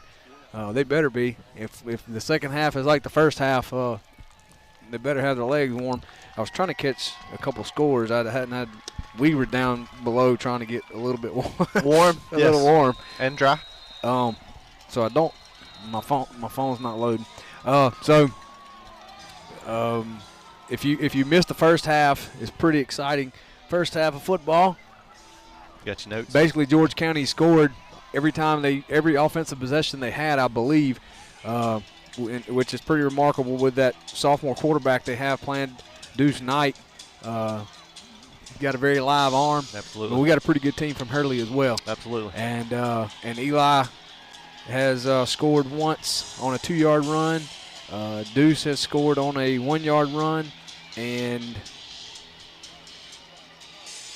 actually I think Huggers had 2. I was about to say, him or Eli one has 2. Oh, I didn't write it down in all the excitement. That's what it right was. Before half, Yep. we lined How up. you forget that one? Yeah, I didn't write it down. So right before half, if you missed it, we lined up to kick what was to be about a 37-yard field goal, and George County called 2 timeouts in a row. Well, Coach Collins elected to send the offensive unit back out, pull the field goal unit off, sent the offensive unit back out. So George County kind of got the personnel to block a kick, but we send out our offensive team and run a deep post, and complete it for a touchdown as time ran out. And so that's kind of what has us here. Go, Eli. 22-19. Go, Eli. Atta baby. Smith takes the opening kickoff back about 40 yards, brings it up across midfield down into George County, just in George County territory, around the 45-yard line here to start the third quarter. If that's any indication of what the next 2 quarters are going to look like, or the third and the fourth quarter looks like, it's going to be more excitement, Brian.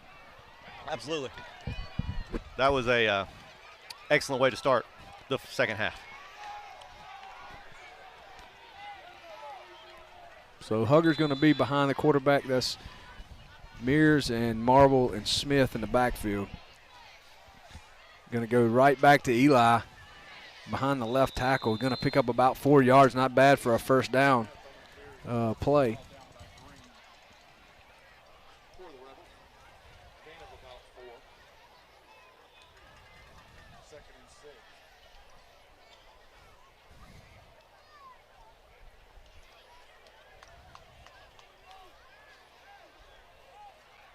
Real important here. We have a good positive drive. Yeah, we talked right there for half about, kind of having a sustained drive, burn some clock here. Yep.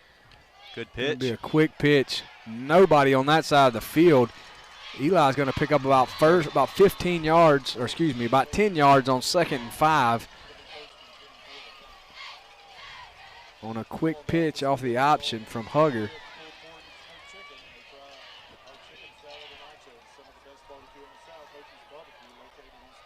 For those of you Braves fans, they are currently leading 1-0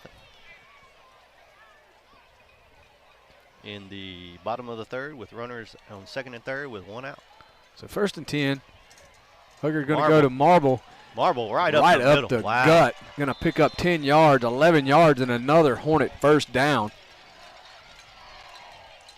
Yeah, I was talking to at halftime, saw Jonathan Wallace, former Gulf Coast Community College baseball teammate of mine. He was talking about the defense for George County. They gave up 66 last week to Picayune. So that's what he said. That's what, 9 touchdowns, and gave up 3 to us. So he said the last 12 drives they've given up 12 touchdowns. So I'm hoping we can keep that streak going. Well, there's 5 more positive yards for the Hornet offense on first down as they bring the ball down inside the 20-yard line in the red zone here, as East Central looks to expand their lead from 22 to 19 at the 10-minute mark in the third quarter.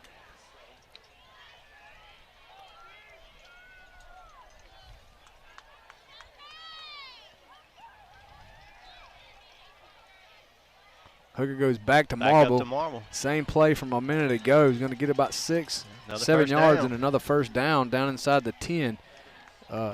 What I was trying to check on scores just to make sure there wasn't some kind of miracle happening over in Picayune, and it's not. It's 42-0. Picayune leads Long Beach. So that looks like that score will easily hold. Van Cleve is leading West Harrison 34-21. That's important because Van Cleve and East Central does play next week.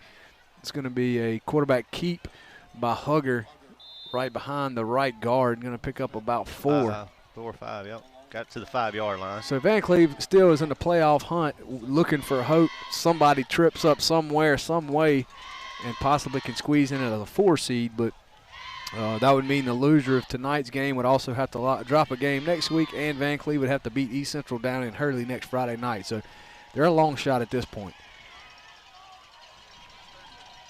Excuse me, Thursday night, next Thursday night. Correct. I learned about that this morning.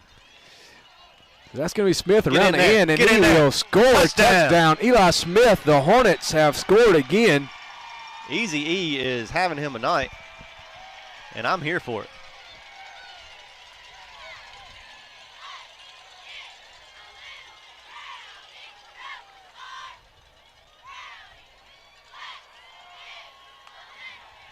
That's going to be Eli's 3rd touchdown of the night. Huge night here for the junior. Snap is back, hold is down, the kick is up. It is Good. through the uprights. Yes. It's true. The Hornets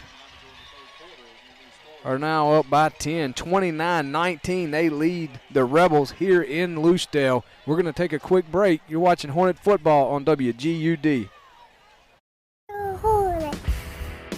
Hornet football on WGUD is made possible by All Access Towing and Recovery.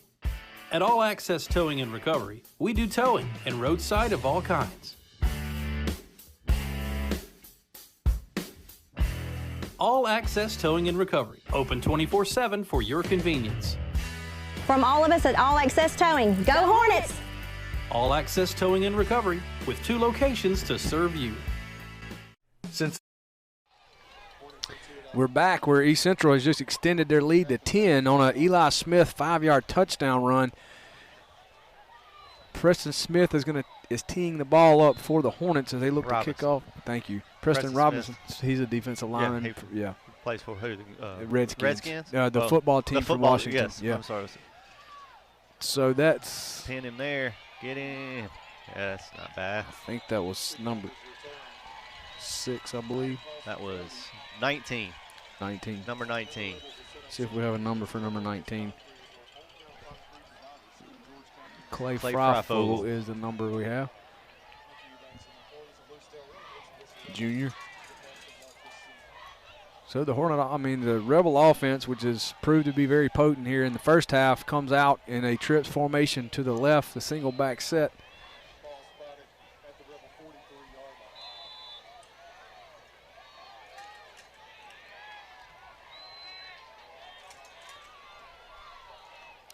Quick pitch to Howell. What turned his speed on and got to the sideline in a hurry. That dude's quick. Picked up about 7 yards on first down, knocked out of bounds at the 50-yard line. He's running like he had somewhere to be, Bubba.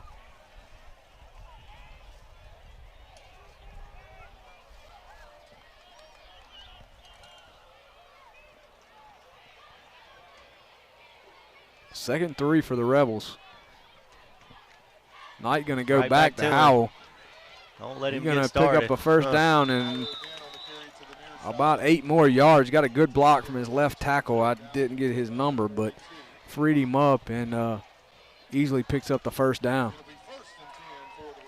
That's one thing the Hornets can't allow to happen is them to establish a running game the way they can throw the football around. There'll be 60 points scored out here. Absolutely. So quad set, Howell, you're back. Going to go. Hold on to him, Grayson. Atta baby.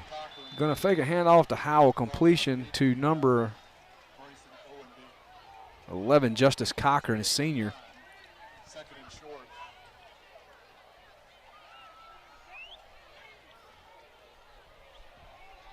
8 minutes here in the third quarter. East Central leads by 10.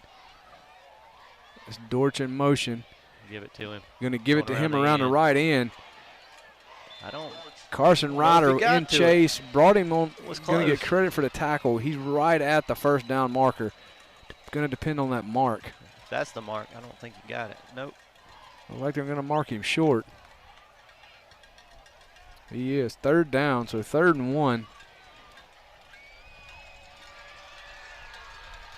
I think their last 3rd and short yardage play, they had a quarterback sneak.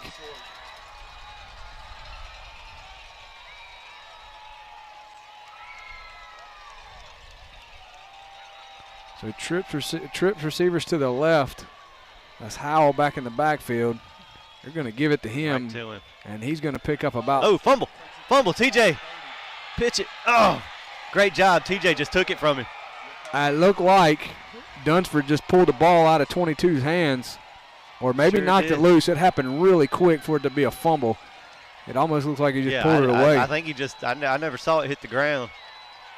So that'll be a turnover. You mentioned during the break or right after the half, who's going to make that mistake first, Brian? There's the first turnover of the night for either team, and the junior defensive captain for the Hornets is responsible, number 18, TJ Dunsford. That's a big play. Big play right there. 1st and 10, East Central looking to extend a 10-point lead. That's Fant going to fake it to Hugger in motion, but sniffed out quickly by, look like that Ian number 58. I think that's his number. Yes, 58. That's correct. See if we can get a name for that fellow.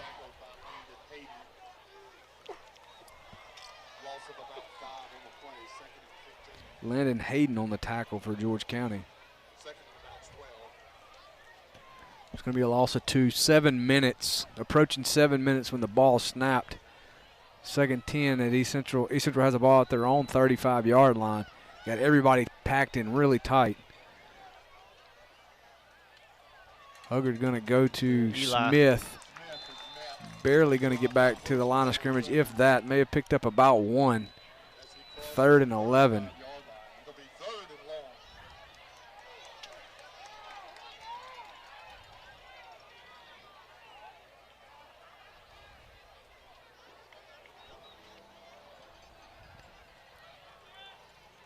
.6:30 to go in the third quarter.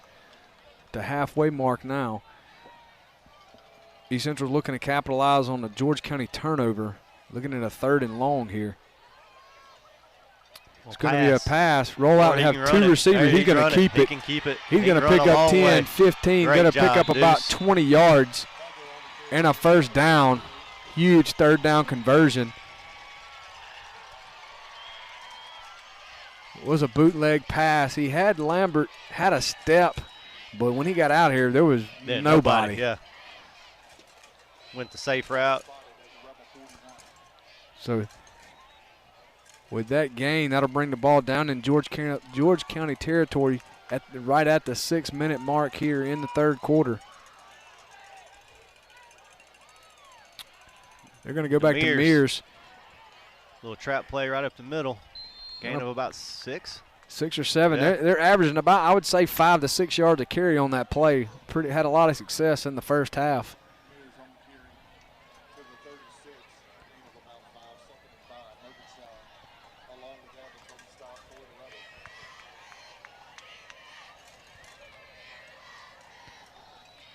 Second down, 5 yards. Ball's resting on the 36-yard line of George County. That's Fant to the near side, Ferris to the near sideline, but they're going to go to Smith behind the left tackle. Is going to pick up about 2 yards down, brings the ball down across the 35. East Central's going to be looking at a 3rd and short. 5 minutes to go in the quarter. Got to think this is around 2-down territory here, or 4-down territory here. Yeah, for sure. So we've got 2 plays to get this 3 yards here. We have not gone to Andrew on that dive. And we're not going to go to him. We're going to Eli. Oh, my goodness. Nice play. Number 5, I don't know that young fella's name, but he's been a big player for George County on the defensive side of the ball tonight. He's had several big tackles. There's another one there. for about a 6-yard loss. 4th and 7 now the Hornet defense is going to be faced with. Certainly we'll go for it, and we are. That was not ideal. You wanted to at least get some kind of positive yards, and otherwise. I was really surprised we didn't go back to that dive to Andrew. So East Central's going to burn a timeout here. First timeout of the second half. 4:13 to go in the quarter. We're going to take a break from Loosedale. You're watching Hornet football on WGUD. In mortgage lending, First Federal cares about our community, and we'll always have your best interest in mind. We are committed to the health and safety of our customers and employees. Providing you the financial services you need is always a priority. For 65 years, First Federal has overcome economic challenges and natural disasters. And we're not going anywhere. We're here for you. We are committed to taking care of our customers and employees because you're always first with us. Lines and traffic got you down? Ever feel like friendly service is a thing of the past? Well, at H&H Chevron, our friendly staff is always happy to greet you with a smile and get you going fast. Let us take care of you. Since 1992, fast and friendly customer service, quality, and satisfaction have. 4th and 11, the Hornets have elected to punt. We're faking it. That's a fake punt. Snap to the up back. Did not get it. Fairly. And he's going to be short, well short, about 6 yards. That's the first fake punt I can recall, certainly this season. May even been the tenure of Coach Collins here at East Central. Well, couldn't take advantage of Didn't even know we had that in our playbook. I did not either. Certainly George County hadn't seen it. But not pretty good play call in my mind. Nonetheless, failed to convert or produce some points on the fumble recovery. It'd be a turnover on downs, and George County now has the ball back. False start penalty really hurt us there. Yeah, so failed to mention that. That's right. That's Dortch in motion. He's gives to him. That's going to be a pass. Got a flag. There's number 12 again. I don't know if he pushed off or we were holding, but there's a flag back at the 45-yard line, 46. 12. We have two number 12s.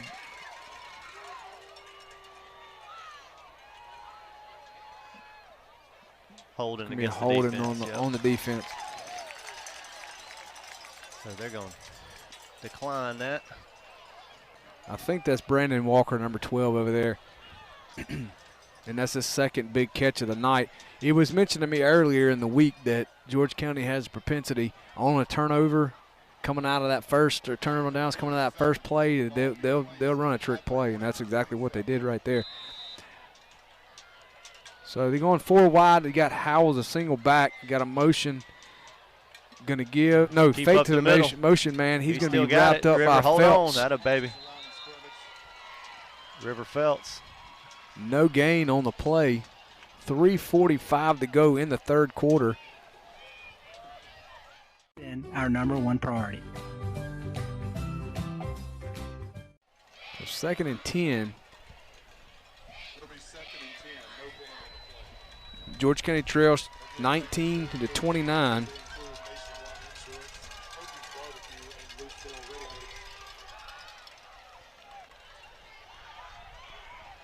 Three receiver, 2 back set. Knight's going to give underneath. Oh, that's a good hit. Was that Jared? Jared with a pretty good snot got a slinger flag coming from the back judge. Maybe a hold. I'm not sure. That's going to be a face mask against the defense. That's going to hurt.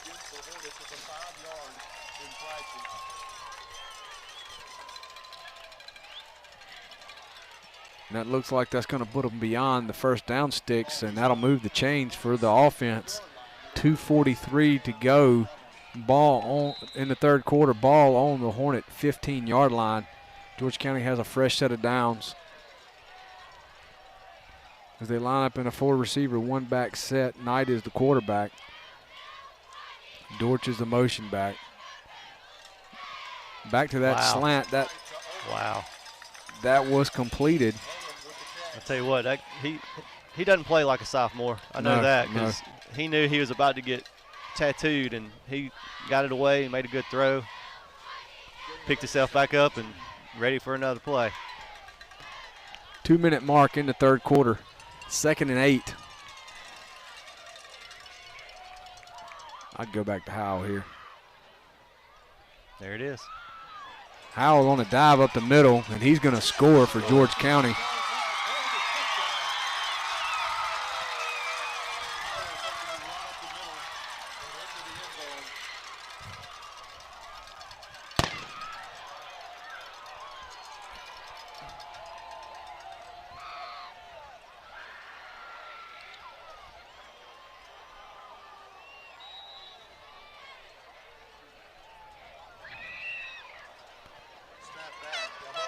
Extra point is good.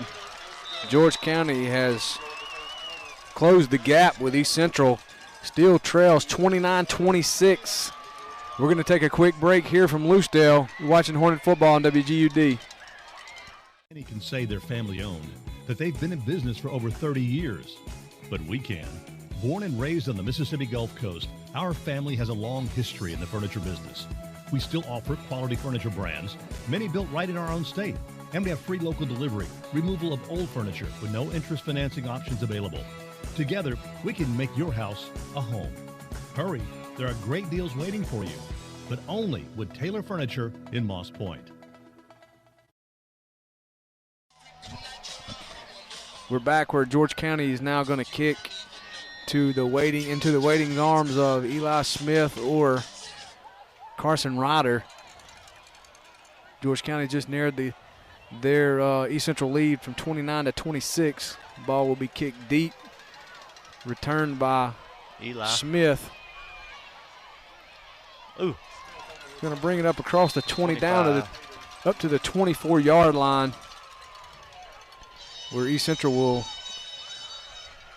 look to answer on what was about a 70-yard scoring drive for the George County offense.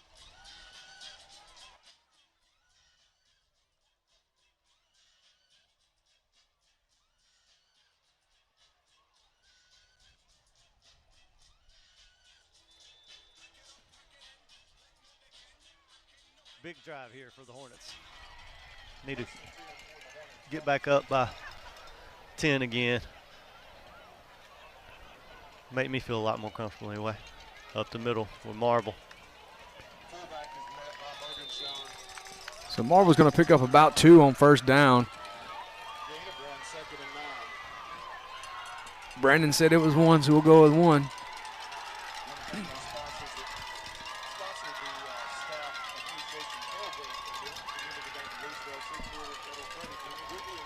Approaching the 1-minute mark in the third quarter.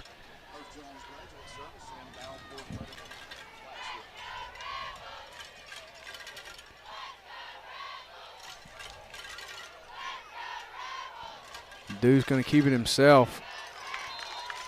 Picks up about 2 or 3.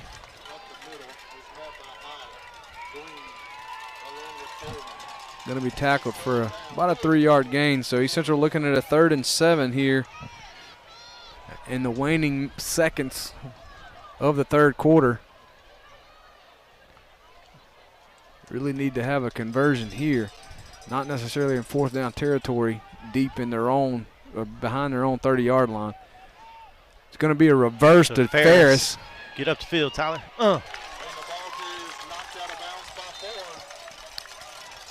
So Ferris is going to be knocked out of bounds after what was maybe a 1-yard gain. And East Central will look to punt the ball away for the first time tonight. 17 seconds to go in the third quarter. George County notably sends back Dortch and Howell to return. I'm going to tell you, man, I'd probably punt that ball in the bleachers over there. That's exactly what I was thinking. Punt it to that back line, Judge. Typically Preston does that anyway, angle punts it so there is no return. I suspect we'll see that here again. Good punt. Oh, that's exactly where he wanted it. I don't know. Wow, he couldn't have put it anywhere. If I could have imagined a punt, I don't know that I could have imagined a punt any better than that. That was amazing. He kicked that ball exactly where he wanted to. He couldn't have just ran it there any better. Incredible job by Press. Stroll on into the chopping block in Hurley and pick up some of the freshest meats in town. The chopping block offers a wide variety to choose from, with steaks cut to any certain size you need. The friendly folks at the chopping block are here for you and ready to help. They also offer a large selection of specialty items and spices. From all of us here at the chopping block. To the left, to the bottom of the screen, single back. Going to go back to Howell. Misses one tackle, outruns one more, and Who is that? Dez. Fairly on the tackle, not before Howell picks up 11 yards on the first down. So that's gonna wrap up the third quarter here from Loosedale. East Central holds a narrow lead over the homestanding Rebels, 29-26. We're going to take a quick break as we prepare to kick off the fourth quarter here from Loosedale. Family Frozen Foods has grown into one of the coast's leading retail, wholesale food distributor, and restaurant suppliers. Family Frozen Foods is proud to serve Mississippi as well as Southern Alabama. As a home-owned and operated company, Family Frozen Foods is able to fulfill special requests, offer competitive pricing, and a wide variety of inventory to satisfy customers' needs. Family Frozen Foods, with 2 locations to serve you, Telephone Road in Pascagoula and in the Eagle Plaza on Washington Avenue in Ocean Springs. Stroll on into the chopping block in Hurley and pick up some of the freshest meats in town. The chopping block offers a wide variety to choose from, with steaks cut to any certain size you need. The friendly folks at the chopping block are here for you and ready to help. They also offer a large selection of specialty items and spices. From all of us here at the chopping block, we would like to say, Go Hornets! The chopping block in Hurley, a proud sponsor of coaching on WGUD. George County. So we're back here as we kick off the fourth quarter. I stand corrected. We stand corrected. Knight is actually a freshman, not a sophomore. I've watched him since he was 6 years old playing Pee Wee football against East Central. Remember him well. I don't know why. He's the same age as my son. So Dortch. It's going to be Dortch on the gain of about 6 on first down.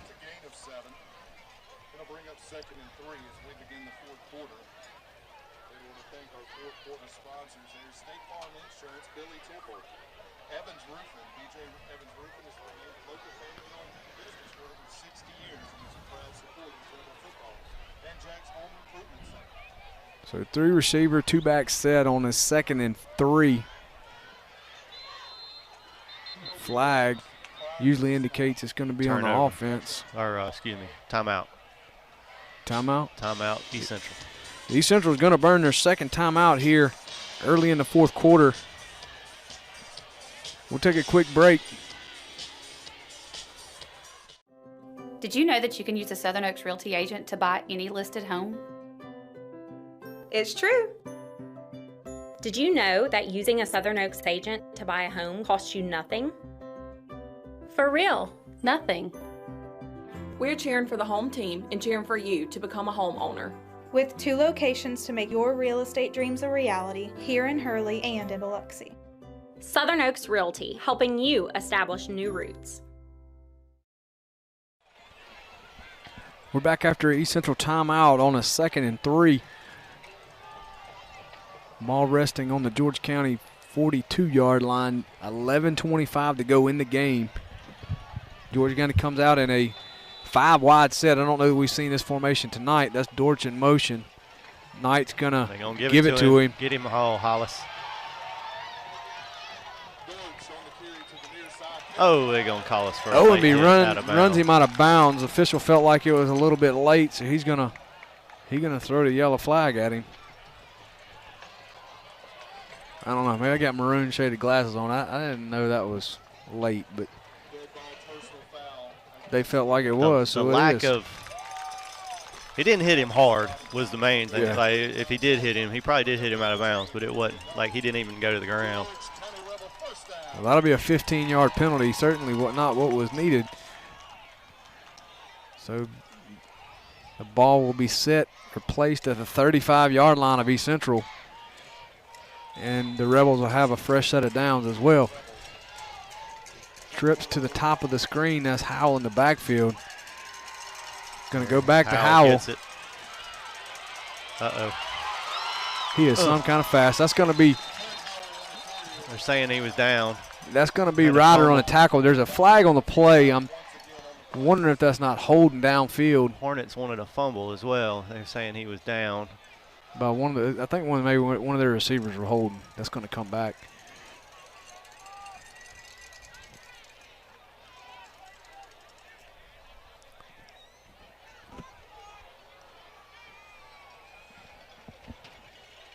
Holding, George County.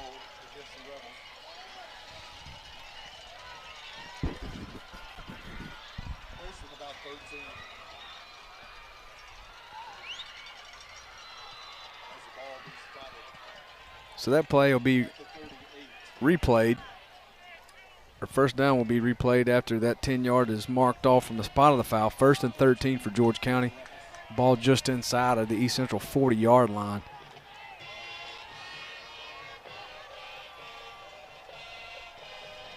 That slant has been wide open all night.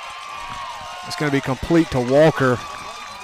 He's having him a senior night to remember. He is. I think it's his 4th or 5th catch of the night. So what was a 1st and 13 is going to be a gain of 15 and a fresh set of downs as the ball rests around the 24-yard line of East Central.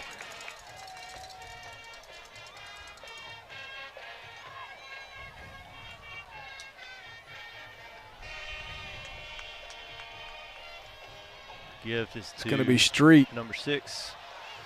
Made 2 tacklers miss and going to be brought down just shy of the 20, gain of about 2. 10:20 to go here in the quarter and also the game. Going to be a 2nd down and need about 8 to gain line.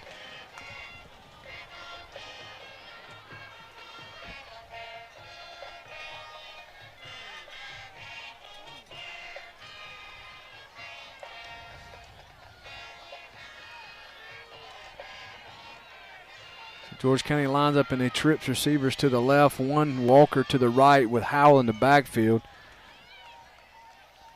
Going to go back to Howell right up the middle. Gosh, he's shifty. Touchdown. About 4 would-be Hornet tacklers were avoided.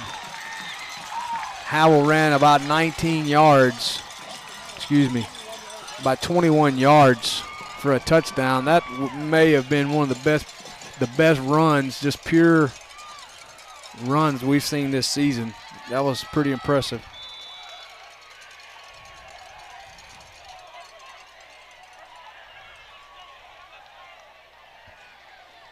Extra point is up and it is good. The Rebels have taken the lead here in Loosedale, 33-29. We're going to take a break as the Hornets regroup and look to respond. You're watching Hornet football on WGUD. Orthodontics is the official orthodontist partner of East Central High School and proudly supports East Central Athletics. We're dedicated to creating extraordinary, confident smiles, one Hornet at a time. We combine cutting-edge technology, specialized care, and hometown hospitality to deliver the results you expect and a smile that you'll celebrate for a lifetime. With offices in West Mobile and Loosedale, we hope you'll make that short trip for a free orthodontic consultation and find out why McMurphy Orthodontics is the victorious choice for Hornet fans in Hurley and beyond. 2, 4, 6, 8, who do we appreciate? Hornets! Go Hornets! Hi, Hornet fans. I'm Sheriff Mike Ezel, and I want to take this opportunity to wish the East Central Hornets the best of luck this football season. Go Hornets! So East Central will now receive after George County scored on a 21-yard touchdown scamper by Trenton Howell. Hornets trail 29-33, 9:36 to go in the contest. That's going to be fair caught by Hollis Porter.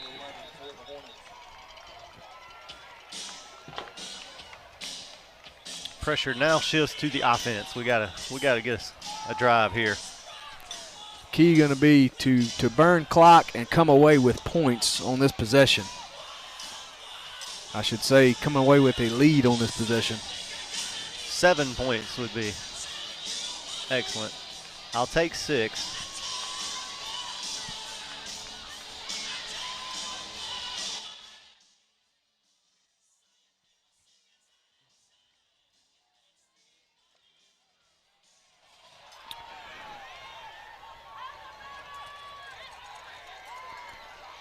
So that's Hugger from the wingback position on the gets about 4. End around. Going to gain about 4 yards on first down.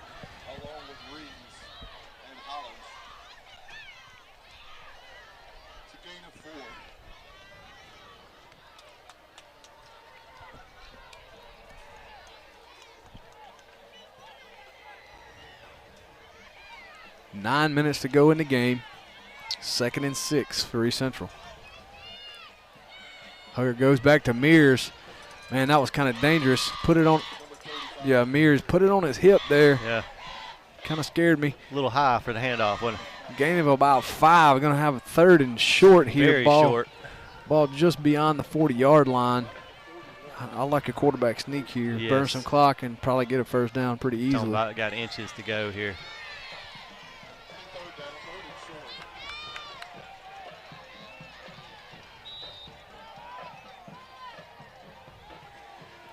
Going to Eli.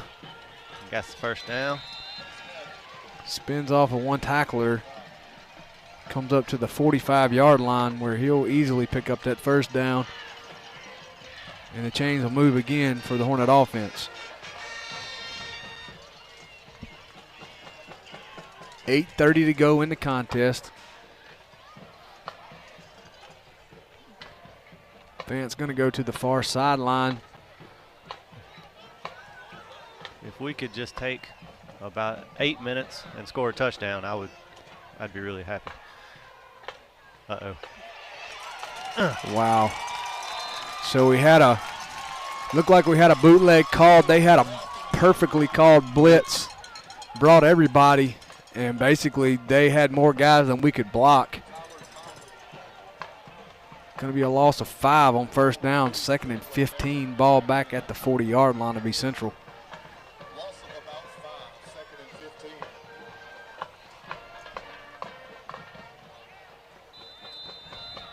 Hugger's got something going on over there. Not sure if it's a cramp or he got stepped on or looks like he's getting stretched. Yeah, the way Bubby's working on it looks like it's a cramp.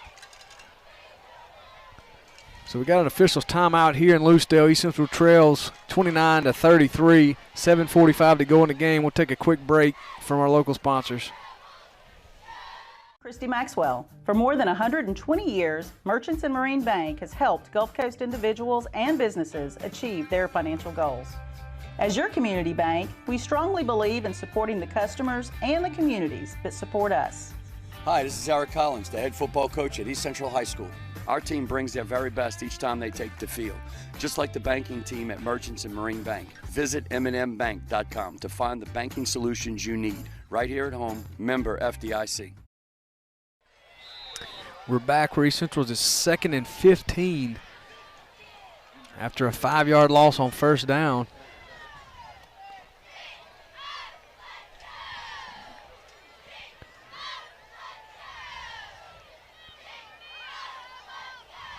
Vance going to come in at quarterback. Hugger is on the other sideline, kind of walking around, stretching his legs out over there. I think he got a cramp after that last play.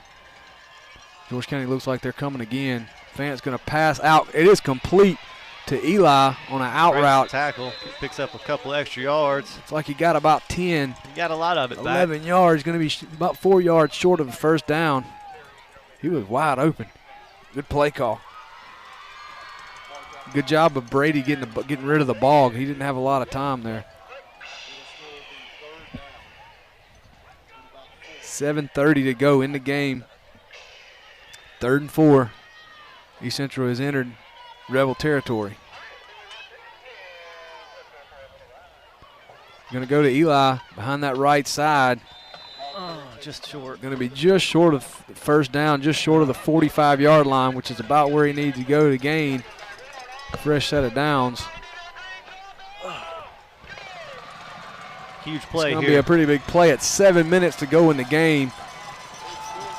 4th and 1. Got to get across that 45-yard line. It's Fantz at quarterback. And just have everybody up the middle here.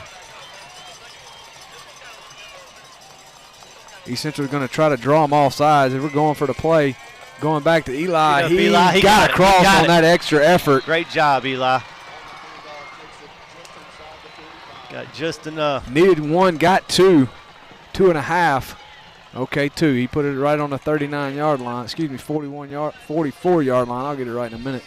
6:30 to go in the game. That's a fresh set of downs for the Hornets.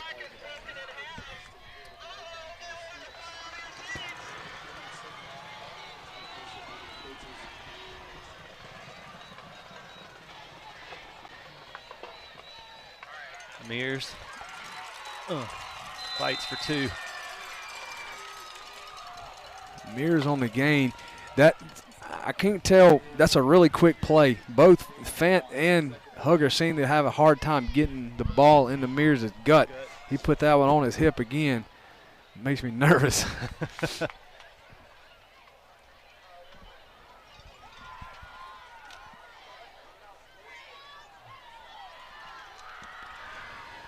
Second 8, 5:40 to go in the game.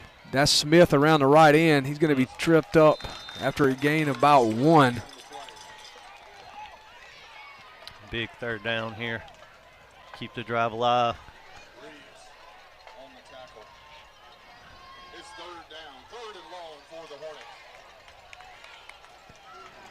3rd and 8. That's Ferris to the near sideline here. Oh, Fan no. is tripped up.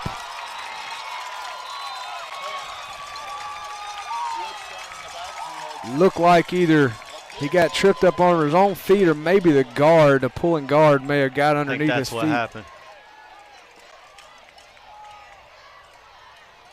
4th down, we're going to go for it. It's a loss of about 5. East Central's looking at a 4th and 12. 4:45 to go in the game. Hugger has checked back in. He's been stretching over on the sideline trying to get loose. Step up. Oh. He is going to be sacked. Never really had a shot.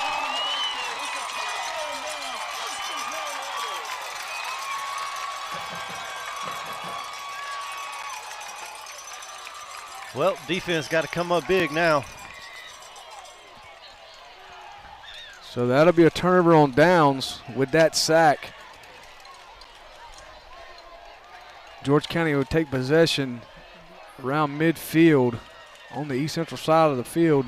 4:26 to go in the game.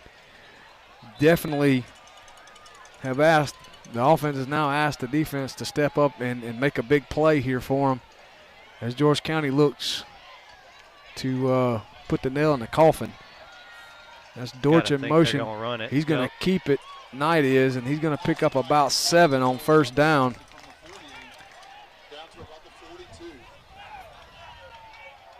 I would not be all surprised to see a long ball here to try to put it out of reach on this 2nd down.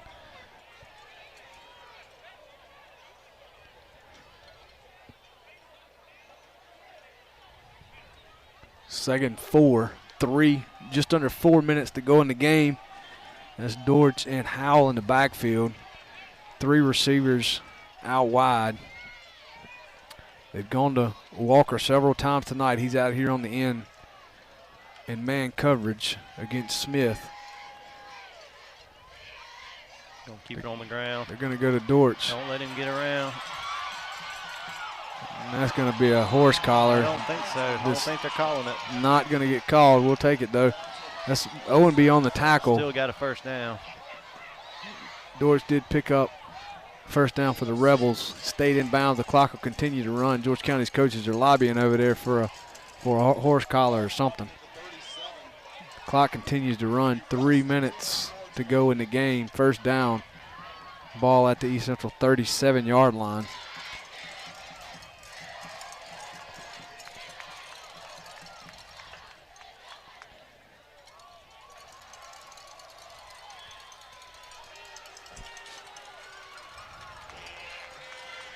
3 receiver, 2 back set. Knight in a shotgun formation.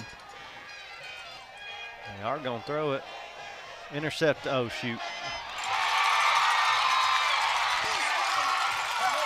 That's going to be a completed pass to Dortch out of the slot position, slot receiver. It's going to be a big first down play down inside the 10-yard line, around the 5. It's a really good call by George County's offensive coordinator, because he knew he had a mismatch with Dortch lined up on a linebacker. Dortch is clearly a wide receiver, and when you bring him in a slot position like he was lined up against a slower guy, a linebacker, and he got a step. Great job by the freshman to be able to find him and hit him in open space. 2 minutes to go in the game, ball inside the 10. And kudos to the coach for having that much confidence in the young man. Going to go back to Howell. It's going to be a foot race for that pylon over there, and he's going to get in.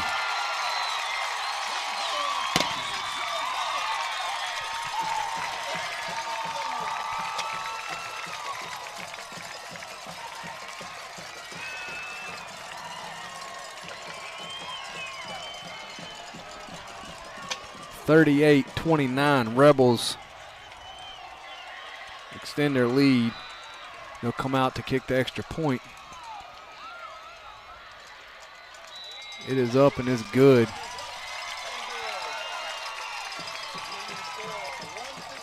Excuse me. 40 with that extra point. 40-29. Rebels lead. 1 minute, 2 minutes to go in the game. We'll take our last break here from Loosedale.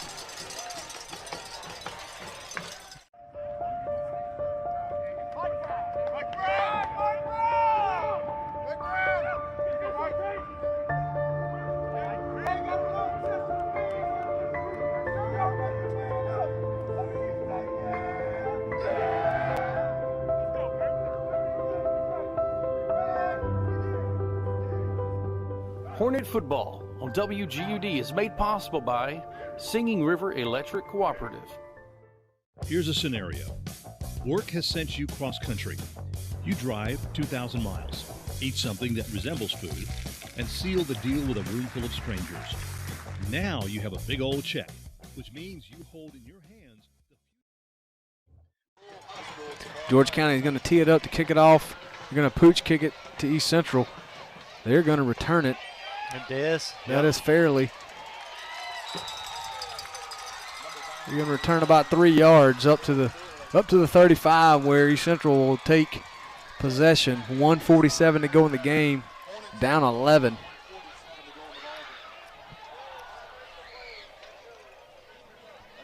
So they'll be looking for a quick score here somehow, Brian. Onside kick and a field goal to tie the game at this point. 2-point conversion and a field goal to tie the game. So certainly to say the deck stacked against them at this point may be a bit of an understatement. But there's hope. I think East Central does have one timeout.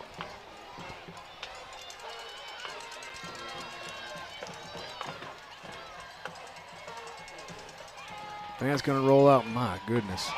Intercepted. Fumble. We get it back. Tell me we got it back.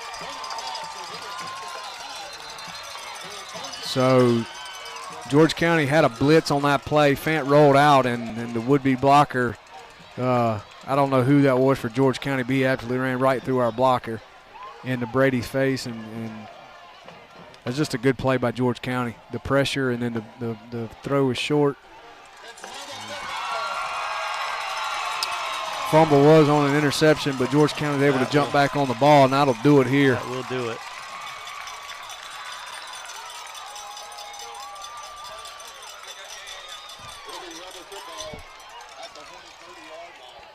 So George County now will, all they have to do is come out and run maybe one play and take a knee. We just have one timeout or two? I think we have one. Yeah, they should. So we called one right after we come out of halftime in the third quarter. So I think they'll run one.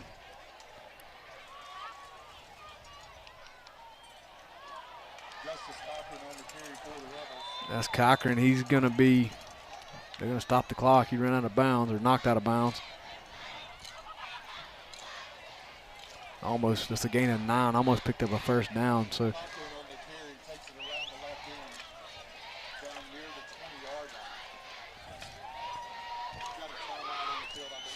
yeah. 40.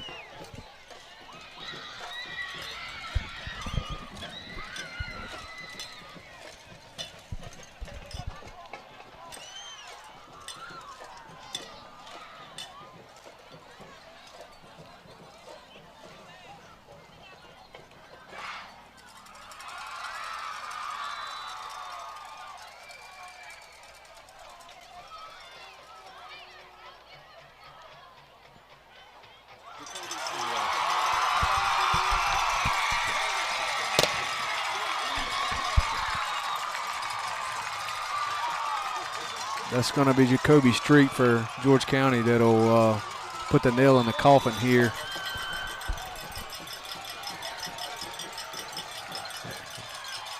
Just a dive straight up the middle, Brian. That's it. And there was nobody between him and the goal line.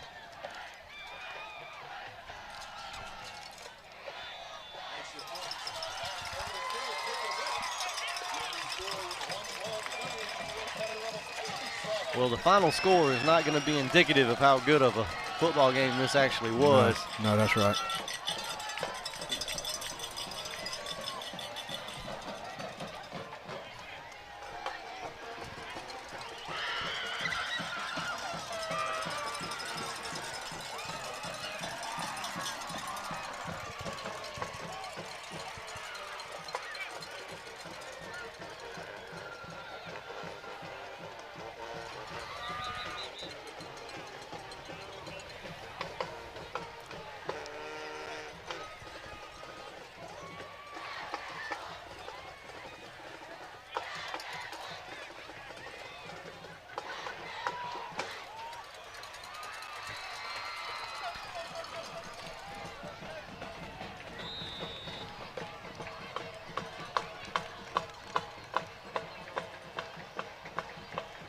That's fair, caught by Hollis Porter.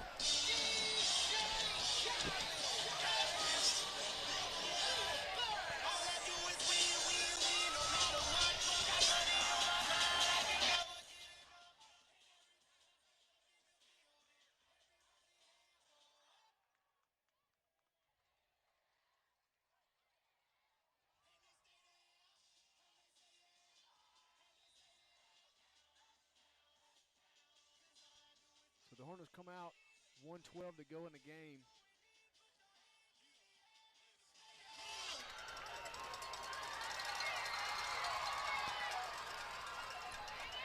Eli going around.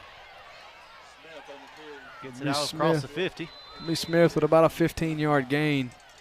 He brings it up across the 50. That'll start, the clock will stop till the line judge gets the ball and the chain set.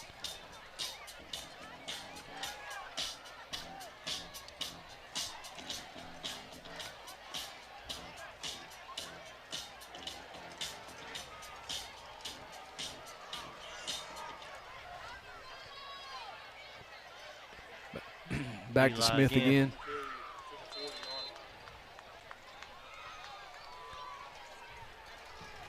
So looking at the scores around the region or the conference, it looks like Van Cleve will win down at, I think West Harrison is where they are.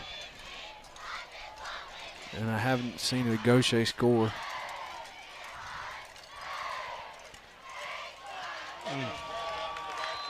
Hugger hit quickly for a loss.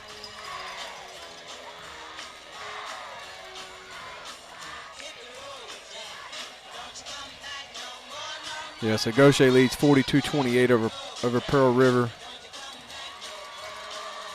Van Cleve's 48-21 over Long Beach.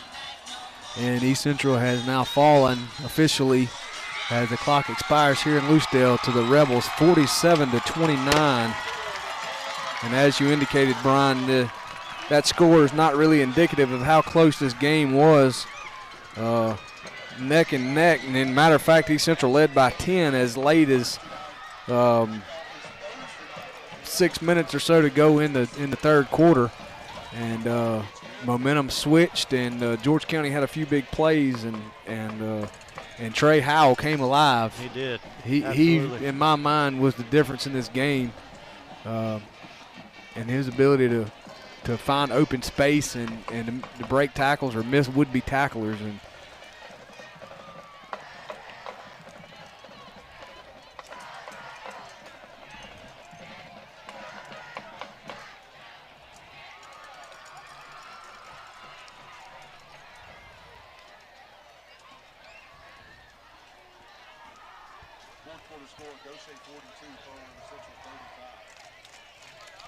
Wow, that was closer than I thought.